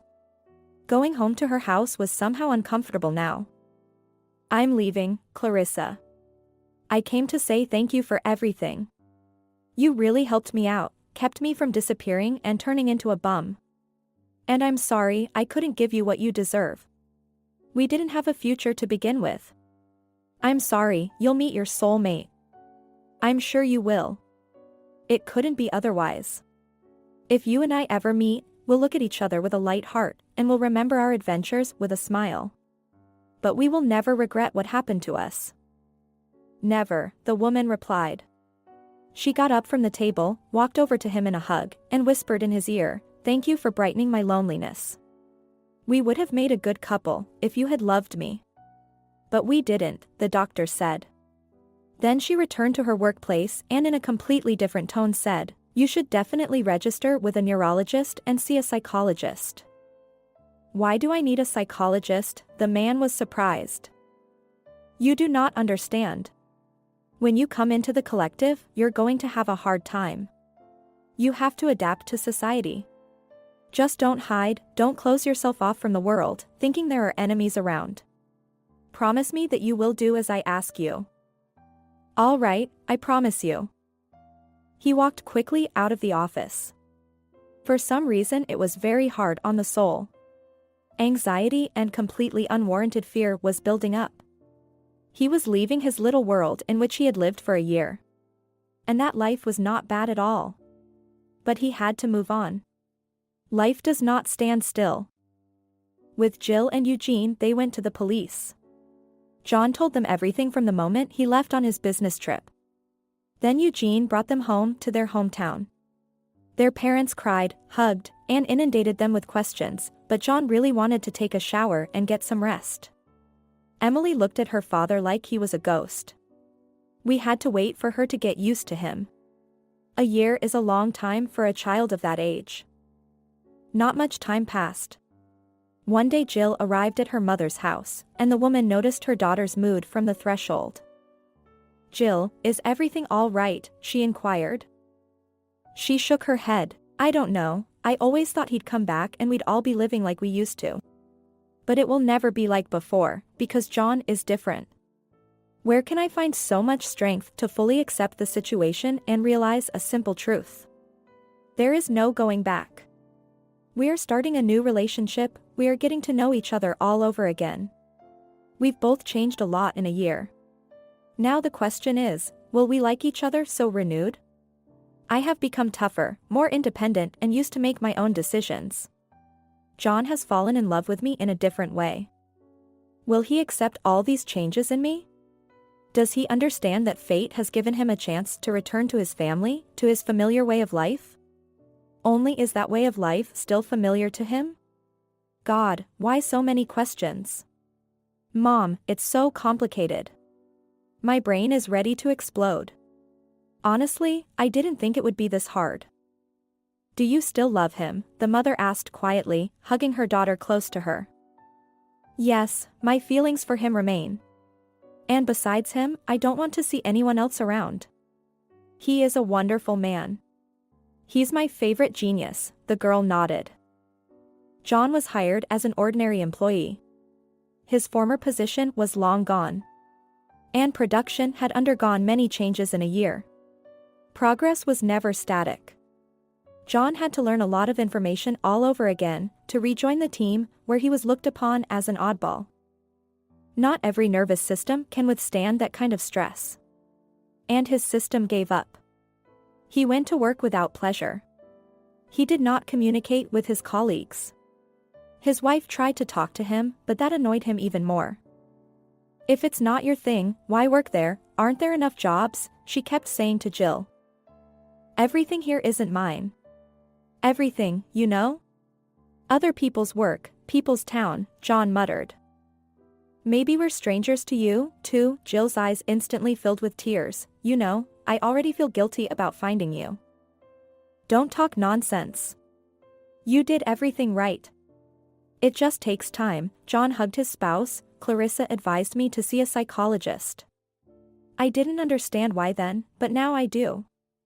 I just need it. Working with a psychologist really helped a lot. She was a middle-aged woman with a lot of experience. You don't have to worry. There are a lot of people with problems like yours all over the country.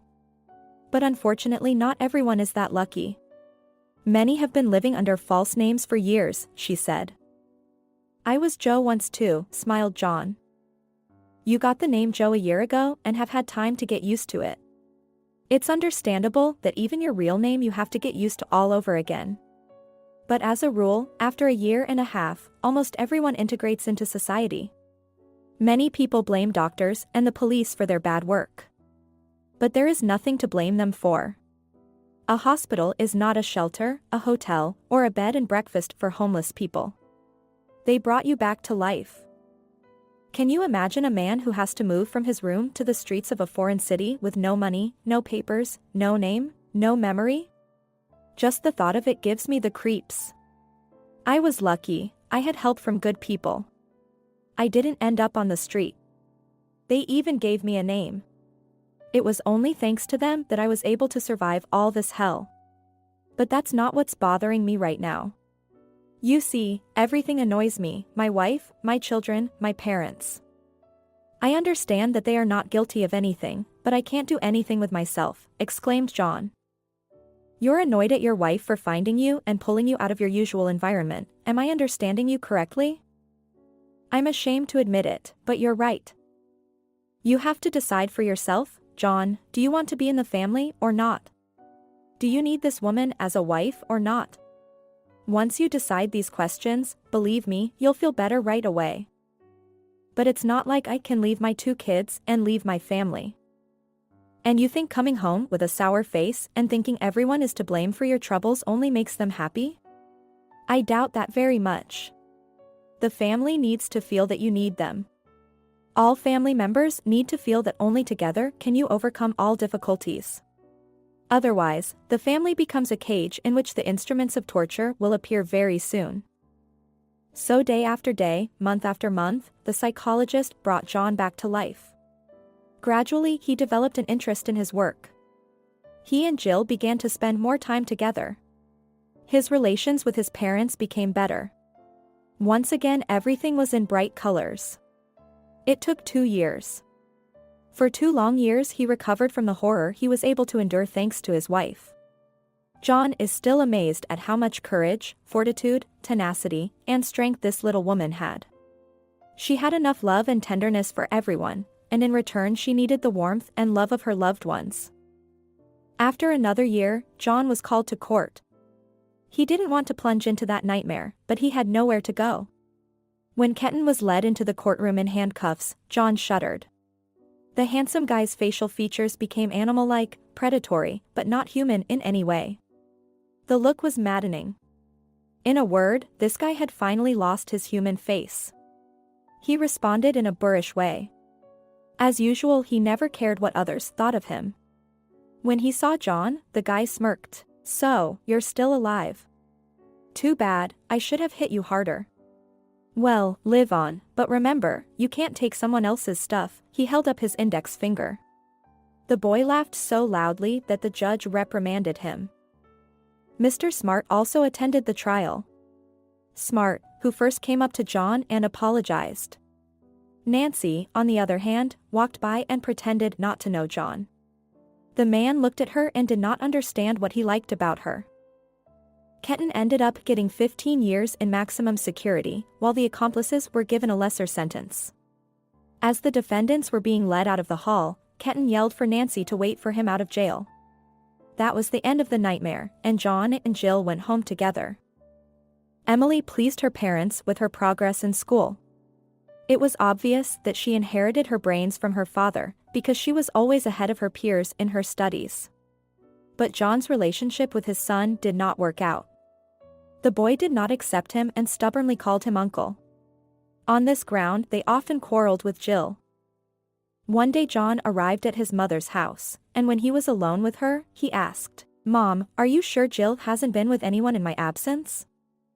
"What kind of a question is that, son? Your wife is a very decent woman and loves you madly. But John is your exact replica, too." "I don't know. I don't get it, Mom, the kid doesn't recognize me." "But that's only half the trouble. I, have absolutely nothing for him," the man sighed. "Well, that's why they don't admit it. Kids feel everything. And if you don't accept him, why should he accept you?" The mother looked questioningly at John. To be sure of his wife's fidelity, the man did take a DNA test, but no one in the family ever found out about it. The result showed a 99.9% match. After making sure, John burned all the papers. He felt better, but he still didn't have feelings for the child. But he couldn't look Jill in the eyes for a long time. The man was incredibly ashamed. Jill saw John's relationship with his son, and it made her very sad. She didn't know how to change the situation. Sometimes she snapped when he brought up that life of his too often. "Do you like to suffer and enjoy torturing me? Please, just notice, you feel sorry for yourself like it's all my fault. John, I understand this is hard for you, but can you stop feeling sorry for yourself and clinging to the past? That's not the answer. You've got a family, you've got children who take after their father. When a man is loved, he is accepted in every way," John muttered. "Aren't you accepted? I just want you to stop looking back and move forward, but I see you want to go back. Don't push me. Give me time," he whispered. Jill didn't know that John was having problems not only with his family, but at work as well. I guess it all started when he presented his project. He was preparing for his doctoral dissertation. It was a bold move several years ahead in the security field, but instead of praise and recognition, his superiors accused him of plagiarism. "What are you talking about? I've got my own head on my shoulders pretty good, so I don't use other people's ideas," John snapped.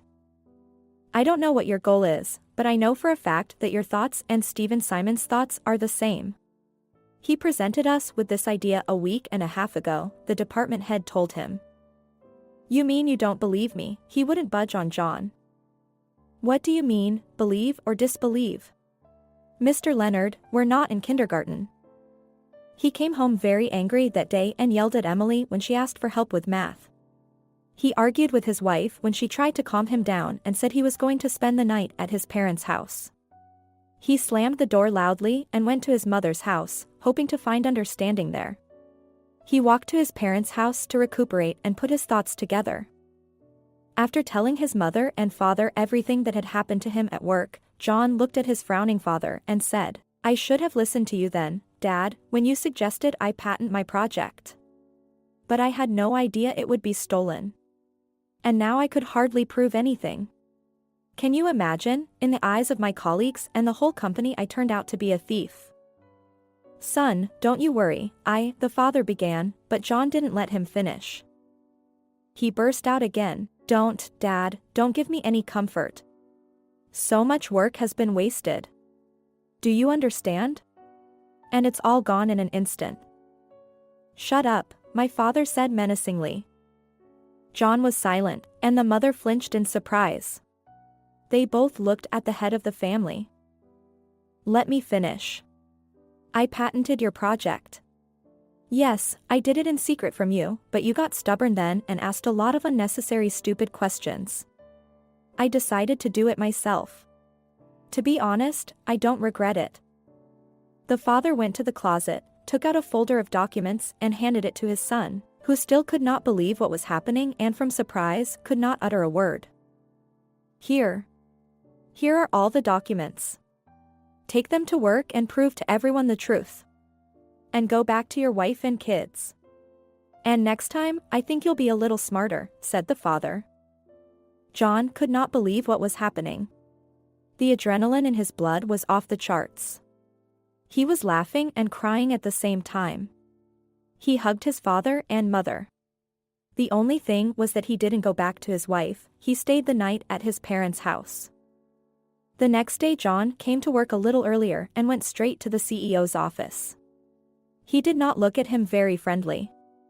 Apparently, he had already been told that Mr. Leonard had stooped to stealing ideas. At the department meeting, Stephen Simons sat looking like a winner. When everyone was assembled, John stood up and asked, "I'd like to check with Mr. Simons again to see if he was sure he wrote his own project." "What kind of questions, Mr. Leonard, are you still not calming down?" the CEO wondered. "Mr. Howard, when did Mr. Simons turn in his project to you?" John turned to the head of the department. "But I told you yesterday. It happened a week and a half ago." "Then I ask you, Mr. Riley, to read these papers and then draw your own conclusions about the whole situation." John turned to the general manager and tossed the folder on the table with a winning look. Simons tensed up, and the head of the department began to blush with anger. An hour later, Stephen Simons and his belongings left the workplace for good, and Mr. Howard publicly apologized to John. John's honorable name was restored. And it was all thanks to his father. But despite the resolution of the main problem, John was in no hurry to return home. He spent the second day at his parents' house, and Jill did not find herself at home.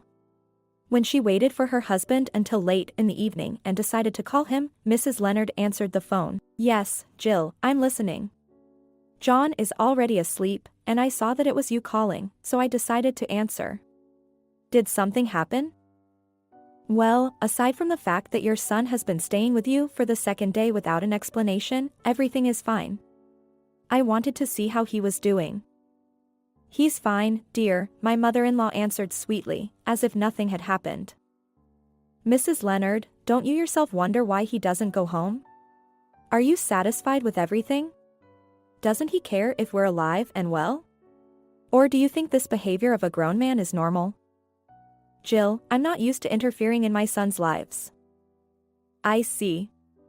I take it he's taking a break from his family and you're not interfering with him." "Good. But tell your son that I don't like uncertainty. If he wants to leave the family, I'm not stopping him. I'll support any decision he makes, but he has to voice it," Jill answered with a sigh. She did not wait for her mother-in-law to answer and hung up. Jill cried all night. The woman missed her husband. This silent confession to herself was annoying because she was drawn to him. She probably still loves him. After so many years of married life, separation is a resounding slap in the face, it is a terrible pain and hopelessness. They are standing at the very edge of a precipice. Next should begin a new life for both of them, but what it will be, no one knows. When she heard the alarm clock, Jill could barely open her eyes. She knew she couldn't let herself get depressed. She had 2 children. She needed to wake up finally, to come to her senses, to understand and accept the fact that their family was in trouble again. She needed to put a smile on her face and go make the kids breakfast. Emily she sent to school. John she sent to kindergarten.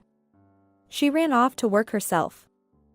That day John went to his parents' house after work as usual, but he was in for a surprise. His mother opened the door, but would not let him in. "Why are you here again?" she asked. "Well, how?" confused John. "Go home, John. Your wife and kids are waiting for you there. If you don't want to live there, then explain yourself to them and leave, as you should. But to do this is mean and low, and certainly not manly behavior," and the woman slammed the door right in front of her son's nose. John stood a little longer at the threshold, and then went home.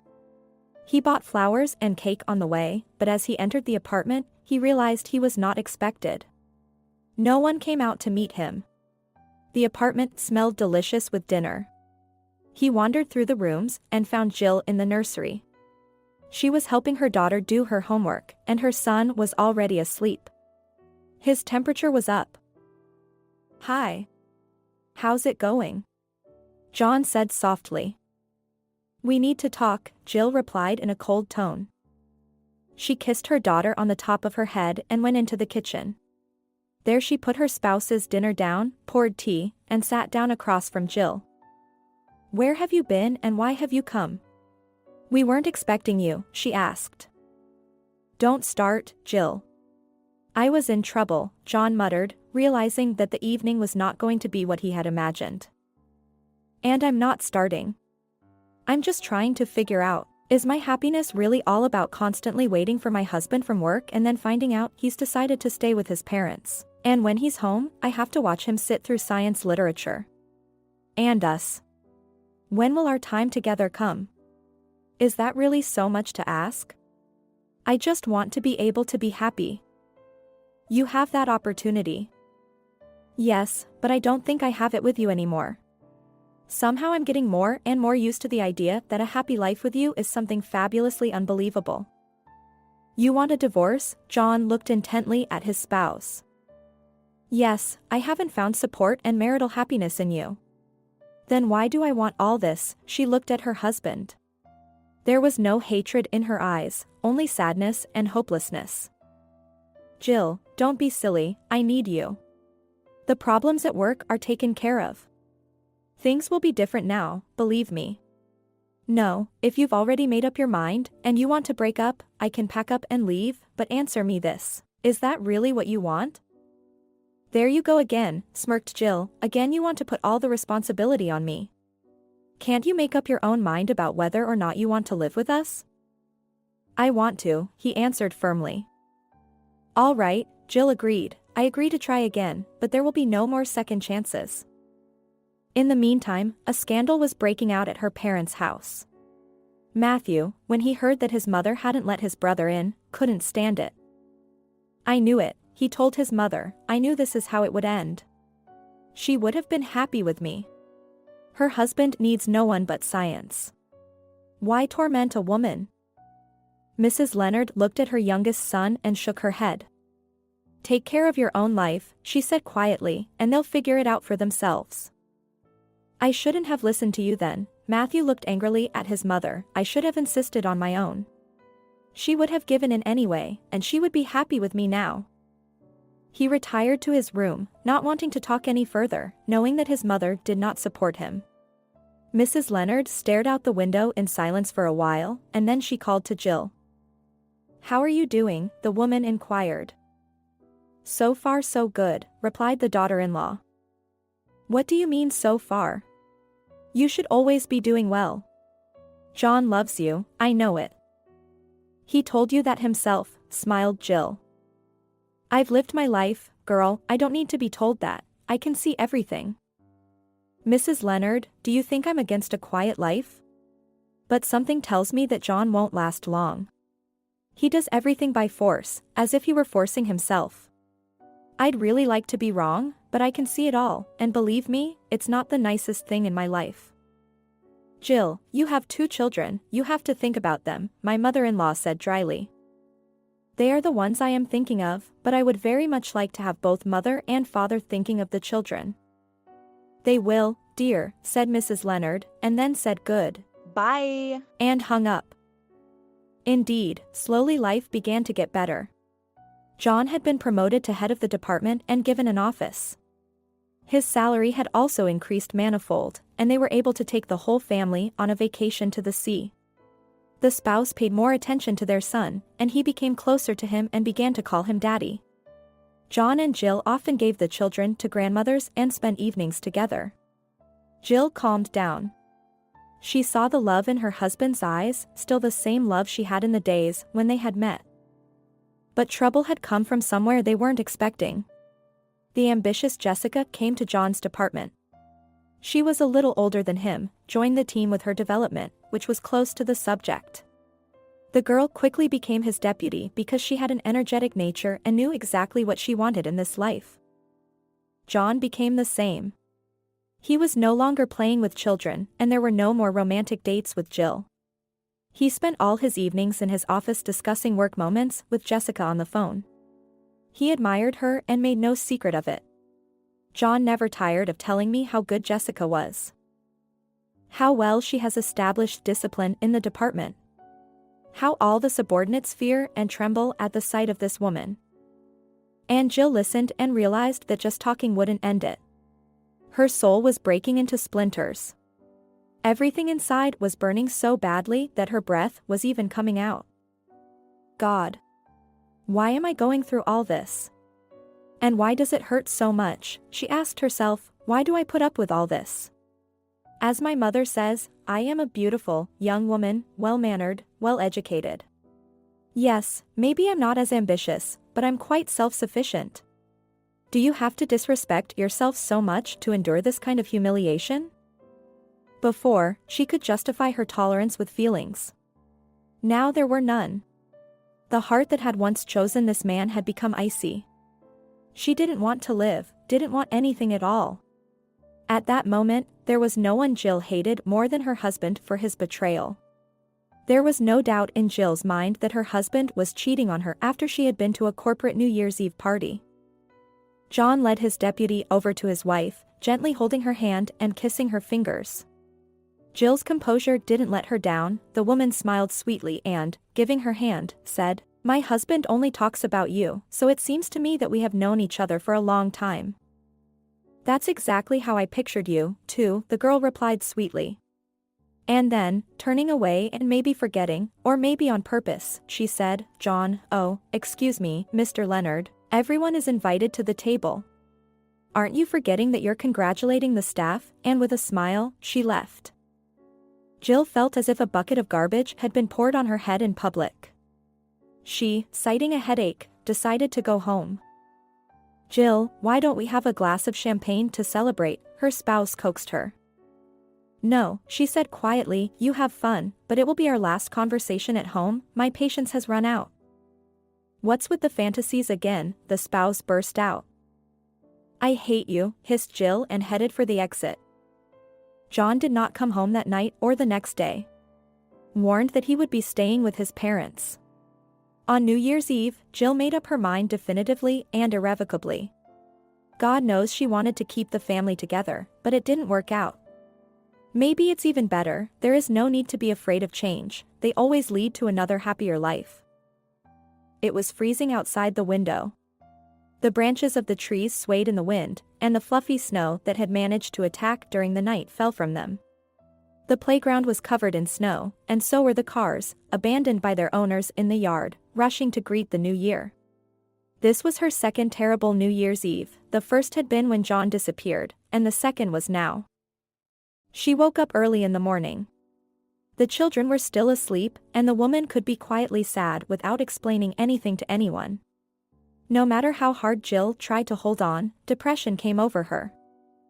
"What a fool I am. So many years lost, and the man is gone and hasn't even looked back. It's only now to realize that John will never be enough of one woman.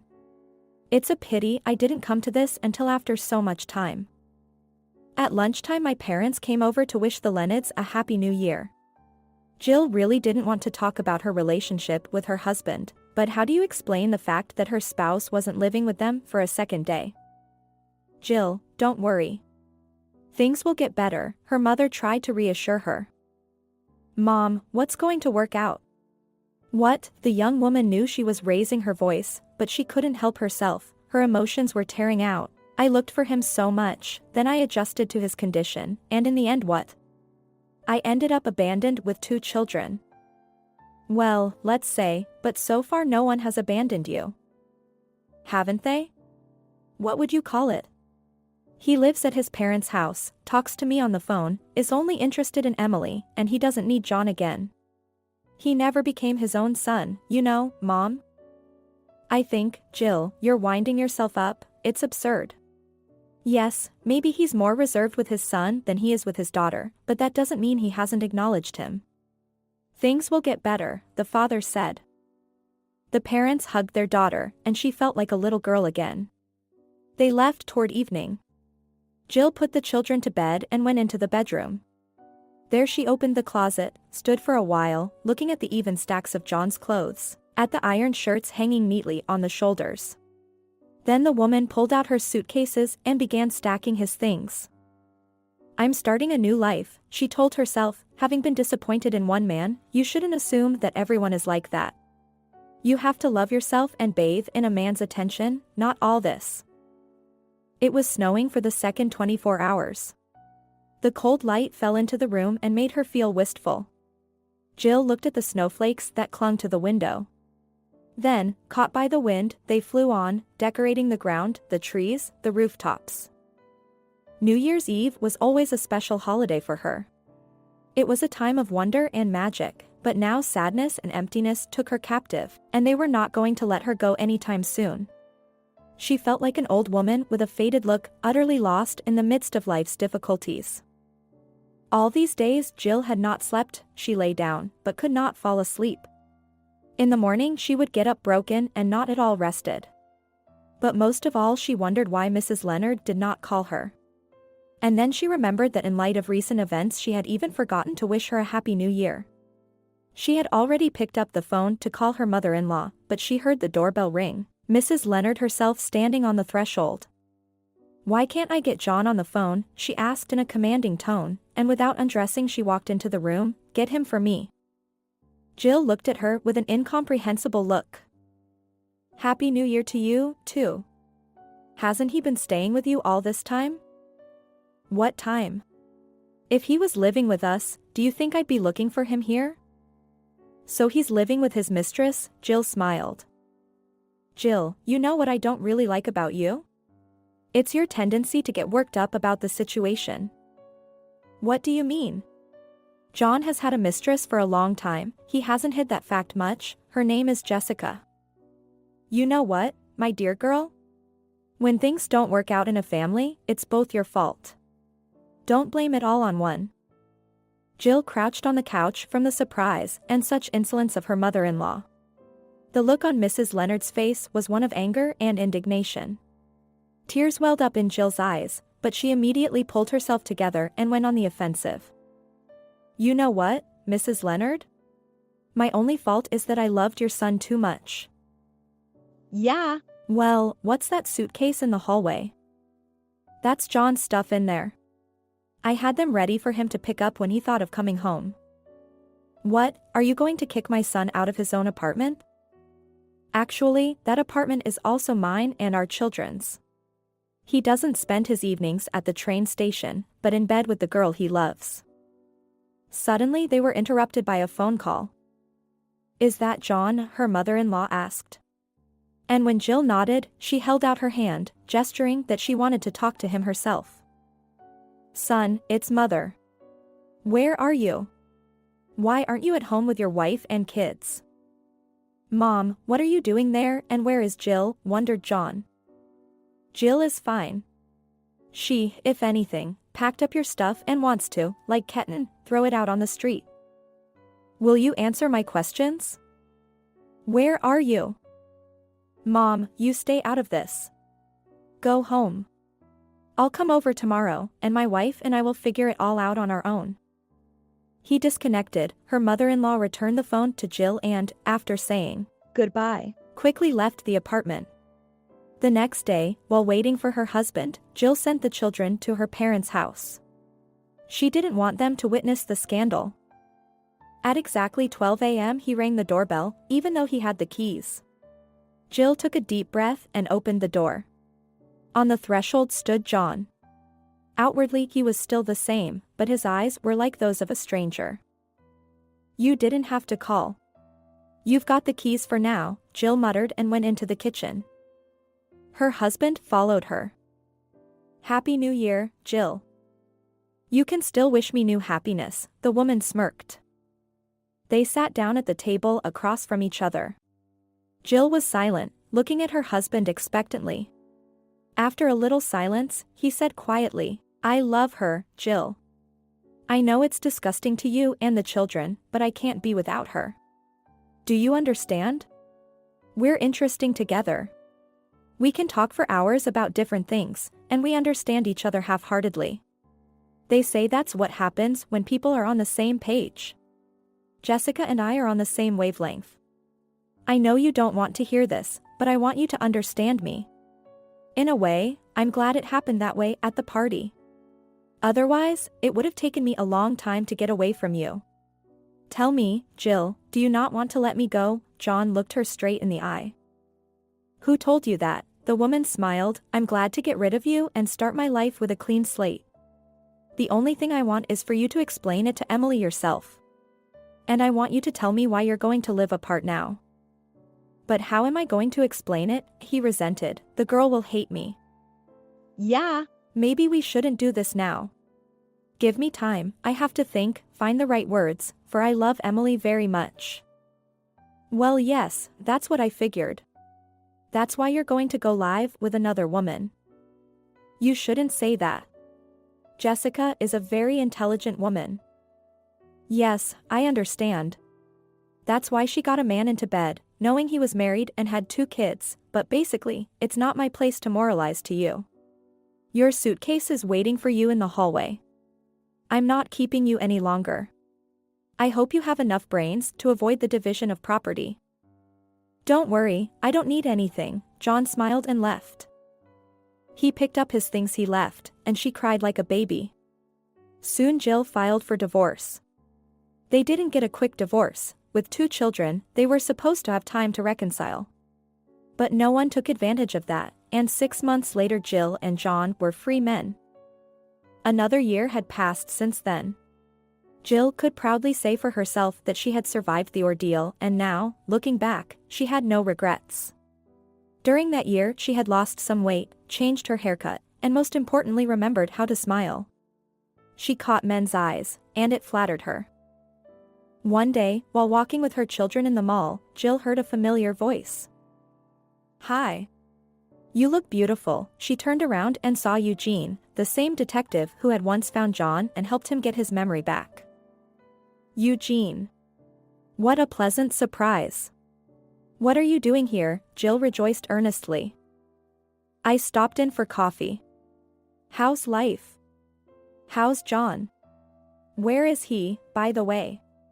Why is he with you? And the man looked around for his spouse. Don't look for him, Jill said. I'm here with the kids, and I think John's doing fine. I haven't seen him in a long time, and catching Eugene's surprised look, she added, we're separated. He couldn't be his old self, and I couldn't accept his new one. I'm sorry. I'm not at all, laughed the woman, I'm living fine. My children make me happy, so there's no need to regret the past. By the way, why are you alone? Where is your wife? Which one? He wondered. We, when we were still with John together, saw you with a girl. You were coming out of the jewelry store, and we thought you were. Oh that, laughed Eugene, so that's my sister. She got married and asked for help with the rings. Now it was Jill's turn to be surprised. Too bad, and I already wanted to congratulate you. Well, a handsome man like you shouldn't be alone for so long. It's not fair. So let's fix that injustice, shall we? Said Eugene, looking at her intently. I told you back then that I wanted a woman like you. Jill's cheeks flushed and, embarrassed, she lowered her eyes. I'm too old for you. You need a girl about 10 years younger. Why? What am I going to do with her? Well, for one thing, she's more energetic. And she can also give you a baby. Jill said all this while she caught herself thinking that she wouldn't mind being with him. There was a calmness and confidence that came from him. He was very polite, very courteous, which once again proved his decency. As if reading her thoughts, he asked, Jill, would it be possible for me to come and visit you sometime? Of course, Eugene. I'd love to see you. At this point they parted ways. But a couple of days later he called her and said again that he would like to come over if she wasn't busy. When Jill opened the door, she couldn't even see him behind all the boxes and packages. There were toys for the children, fruit, cake, flowers, candy. He introduced himself to the children and handed out gifts. As the satisfied children scattered, he approached Jill. Good to see you. And not just today. It's good to see you every day, 24 hours a day, 7 days a week. This is for you, and handing her the bouquet, he kissed her on the cheek. Her scent made his head spin, and he couldn't resist running his hand through her hair, feeling it silky and soft. I'm sorry, but I can't help myself. Come into the room, Jill said. I'll just put the flowers in a vase. The evening went beautifully. They dined, drank wine, and reminisced a great deal. They sat up late, and when it was time to put the children to bed, Eugene scurried home. Can I come visit again? He asked, standing at the threshold. Eugene, don't ask. I enjoy your company very much. Without agreeing, they embraced. He said, goodbye, but how he hated to leave her. He should not hurry, otherwise it would be easy to spoil everything. As time went on, Jill and Eugene began to see each other. She often went to visit him, stayed overnight, leaving the children with their mother. One day while eating breakfast, Eugene said, when we live here together, we can rearrange things the way you want. I, if anything, won't mind at all. Eugene, you're a grown man and you should understand that I'm not going anywhere without my children. I'm not leaving them for my mother. Did I ask for that? He wondered. We'll all live together as one big family. But there's too little room in your 2-room apartment for 4 people. Emily is big and needs her own room, and John is growing up too. If things work out between you and me, then dash. What do you mean, if? The man interrupted her. We've already made it work, Jill. And where we're going to live isn't the main thing at all. The main thing is with you and forever. He smiled and took her palm in his, and gently touched her fingers with his lips. There is one more problem, said Jill. He looked at her carefully. Eugene, you understand that due to my age I will not be able to give birth to you. I am already 38 years old. You want your child, and your parents are waiting for your grandchildren. I have no parents. They died. My aunt brought me up. And when she was gone, they put me in an orphanage, so I'm an independent person. If there are no children together, then for me will be your family. Anything that is yours is especially dear to me. Have I made myself clear? Don't you worry, I love you and I want to be with you. When Jill came home, her mother didn't ask her anything. It was surprising. Aren't you at all interested? Smiled Jill. Interested, replied her mother, smiling back. I'm interested in the date of the wedding and what to get you. There's no need to ask anything, daughter, you can see it all right in your face. Only a fool cannot see. Jill laughed, but suddenly became serious when she saw the bouquet of flowers on the table. What are those? She asked. The woman was quiet for a while and then said quietly. John came by. He wanted to see you. He looks so miserable, Jill, you can see that not everything is going well in his new life. I don't care, she waved her hand, he's made his choice, now let him think for himself. You can't do that, her mother said suddenly, maybe it's Jessica who's hurting him there. He's nervous. I'm not saying you should let him come back and all that, but you could call and find out exactly what he wanted. He is, after all, the father of his children and not a stranger to you. Okay, I'll call, Jill sighed, let's go get some tea. The next day she called John. He asked her to meet him. She did not invite him home, and they agreed to meet at a cafe, where they used to like to relax. He did look like a beaten dog, his eyes dulled. When he saw Jill, he smiled and wanted to kiss her on the cheek, but she wouldn't let him. Why did you come? She asked immediately as he sat down across from her. You look nice, John said quietly, as if he hadn't heard her question. Thank you, I wish I could say the same about you. You didn't answer. John, what did you come here for? I wanted to say good. Bye. He smiled sadly, I'm leaving. I was invited to work in the main scientific center of the country. They're giving me an apartment there. And you thought this would be a good opportunity to start over with Jessica, wondered Jill. No, Jessica left me. She's now working with the CEO as head of the department. And I was offered to be her deputy, can you imagine? But I turned it down and wrote a letter of resignation. Jill looked at him and couldn't keep the satisfied expression off her face. She knew it wasn't right, after all, the man was in trouble. But inside, the woman was jubilant that life had punished her ex-husband. I came by once, John continued, I wanted to ask you back. I know I shouldn't have, you probably wouldn't have accepted me. But I wanted to at least try. And then I saw you walking on your arm with Eugene, that detective. You were so happy, and I didn't interfere with your happiness. You deserved it. Jill. Living with Jessica, I realized what kind of woman I had lost. You made me look like an idiot. But I can't get it back now. And when I was offered to work in the Capitol, I did not even think. I said yes right away. I'm sorry, Jill said quietly, but it was your choice then. Yes, I completely understand. I also wanted to ask, Jill, when Emily finishes school. Then I'll offer her an apprenticeship in the Capitol at once. And if she says yes, don't discourage her. I'll help her there. You know it's a good opportunity for our girl, especially with her knowledge. All right, Jill smiled, I won't talk her out of it, but if she agrees to your offer, I won't talk her out of it either. She's an adult and should decide for herself. Thank you. They chatted some more. John talked about his mother-in-law, about his brother who had recently married, and they parted like old, good acquaintances. Jill's spirits were light. On March 8th, Eugene decided to propose to her. He came home, inviting her parents there beforehand. The man warned them that he was going to propose.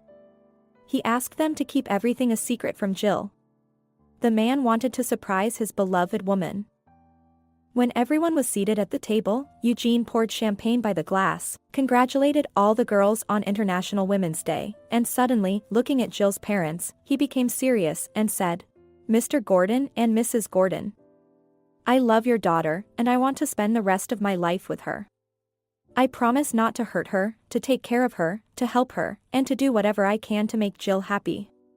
And from you, Emily, I want to ask for your mother's hand in marriage, too. What's that got to do with me? She wondered. I want everyone to be okay with my proposal. We'll all have to live together now, unless, of course, you and your mother don't mind. Emily looked at her mother and smiled. Mother, do you want to marry Uncle Eugene yourself? Jill nodded. Yes, I love him very much, daughter. Well, then I don't mind either. I want my mother to be happy, Emily replied, looking at Eugene, but there is one condition. The man looked closely at the girl. Uncle Eugene, I will not call you daddy. I'm a big girl now. I have a father, and I love him. I think you must understand me. He nodded, walked over to the girl, put his arms around her and kissed her on the top of her head and whispered. Thank you, I understand everything. I won't let you down. Then he took out a velvet box and put a lovely ring on Jill's finger. When everyone was seated and more or less settled down, Jill's father inquired, Where will you be staying, Eugene? Well, I think here, if Jill doesn't mind. And my apartment can be rented, Eugene shared his thoughts. Jill nodded, adding, Yeah. Your apartment is going to be a little crowded for all of us. Great, said Emily, but I'm leaving for the capital soon. Daddy and I have already talked it over, so you'll have another room at your disposal. I'll only be coming for the vacations. Jill was at once a little sad, which could not escape her daughter's attentive gaze. She hugged her mother and said, Don't be sad, it's still a year and a half before I leave. You will have time to get used to the idea. And in general, it's time to learn to let your children go, she smiled, that's what one psychologist says. The wedding of Eugene and Jill was not noisy, there were the closest people. On the groom's side came his cousin and her husband, and on the bride's side were her parents and a few girlfriends with their husbands. Jill was a beauty. Dressed in a beautiful light-colored suit, she looked elegant. The discreet makeup only accentuated her flawless skin and huge eyes. As she picked up her lipstick, she heard, Don't paint your lips, or I'll smear it all over when I kiss you, Eugene asked guiltily. Okay, she agreed, and thought to herself that her mother hadn't allowed her to paint her lips before, and now her husband was doing it. Don't you know why I'm nervous? Asked Jill, hugging her future spouse. You're not the only one. My hands are shaking too, look, her fiancé reassured her. After the wedding, her husband hugged Jill. That's it, you're mine now. Say you're mine.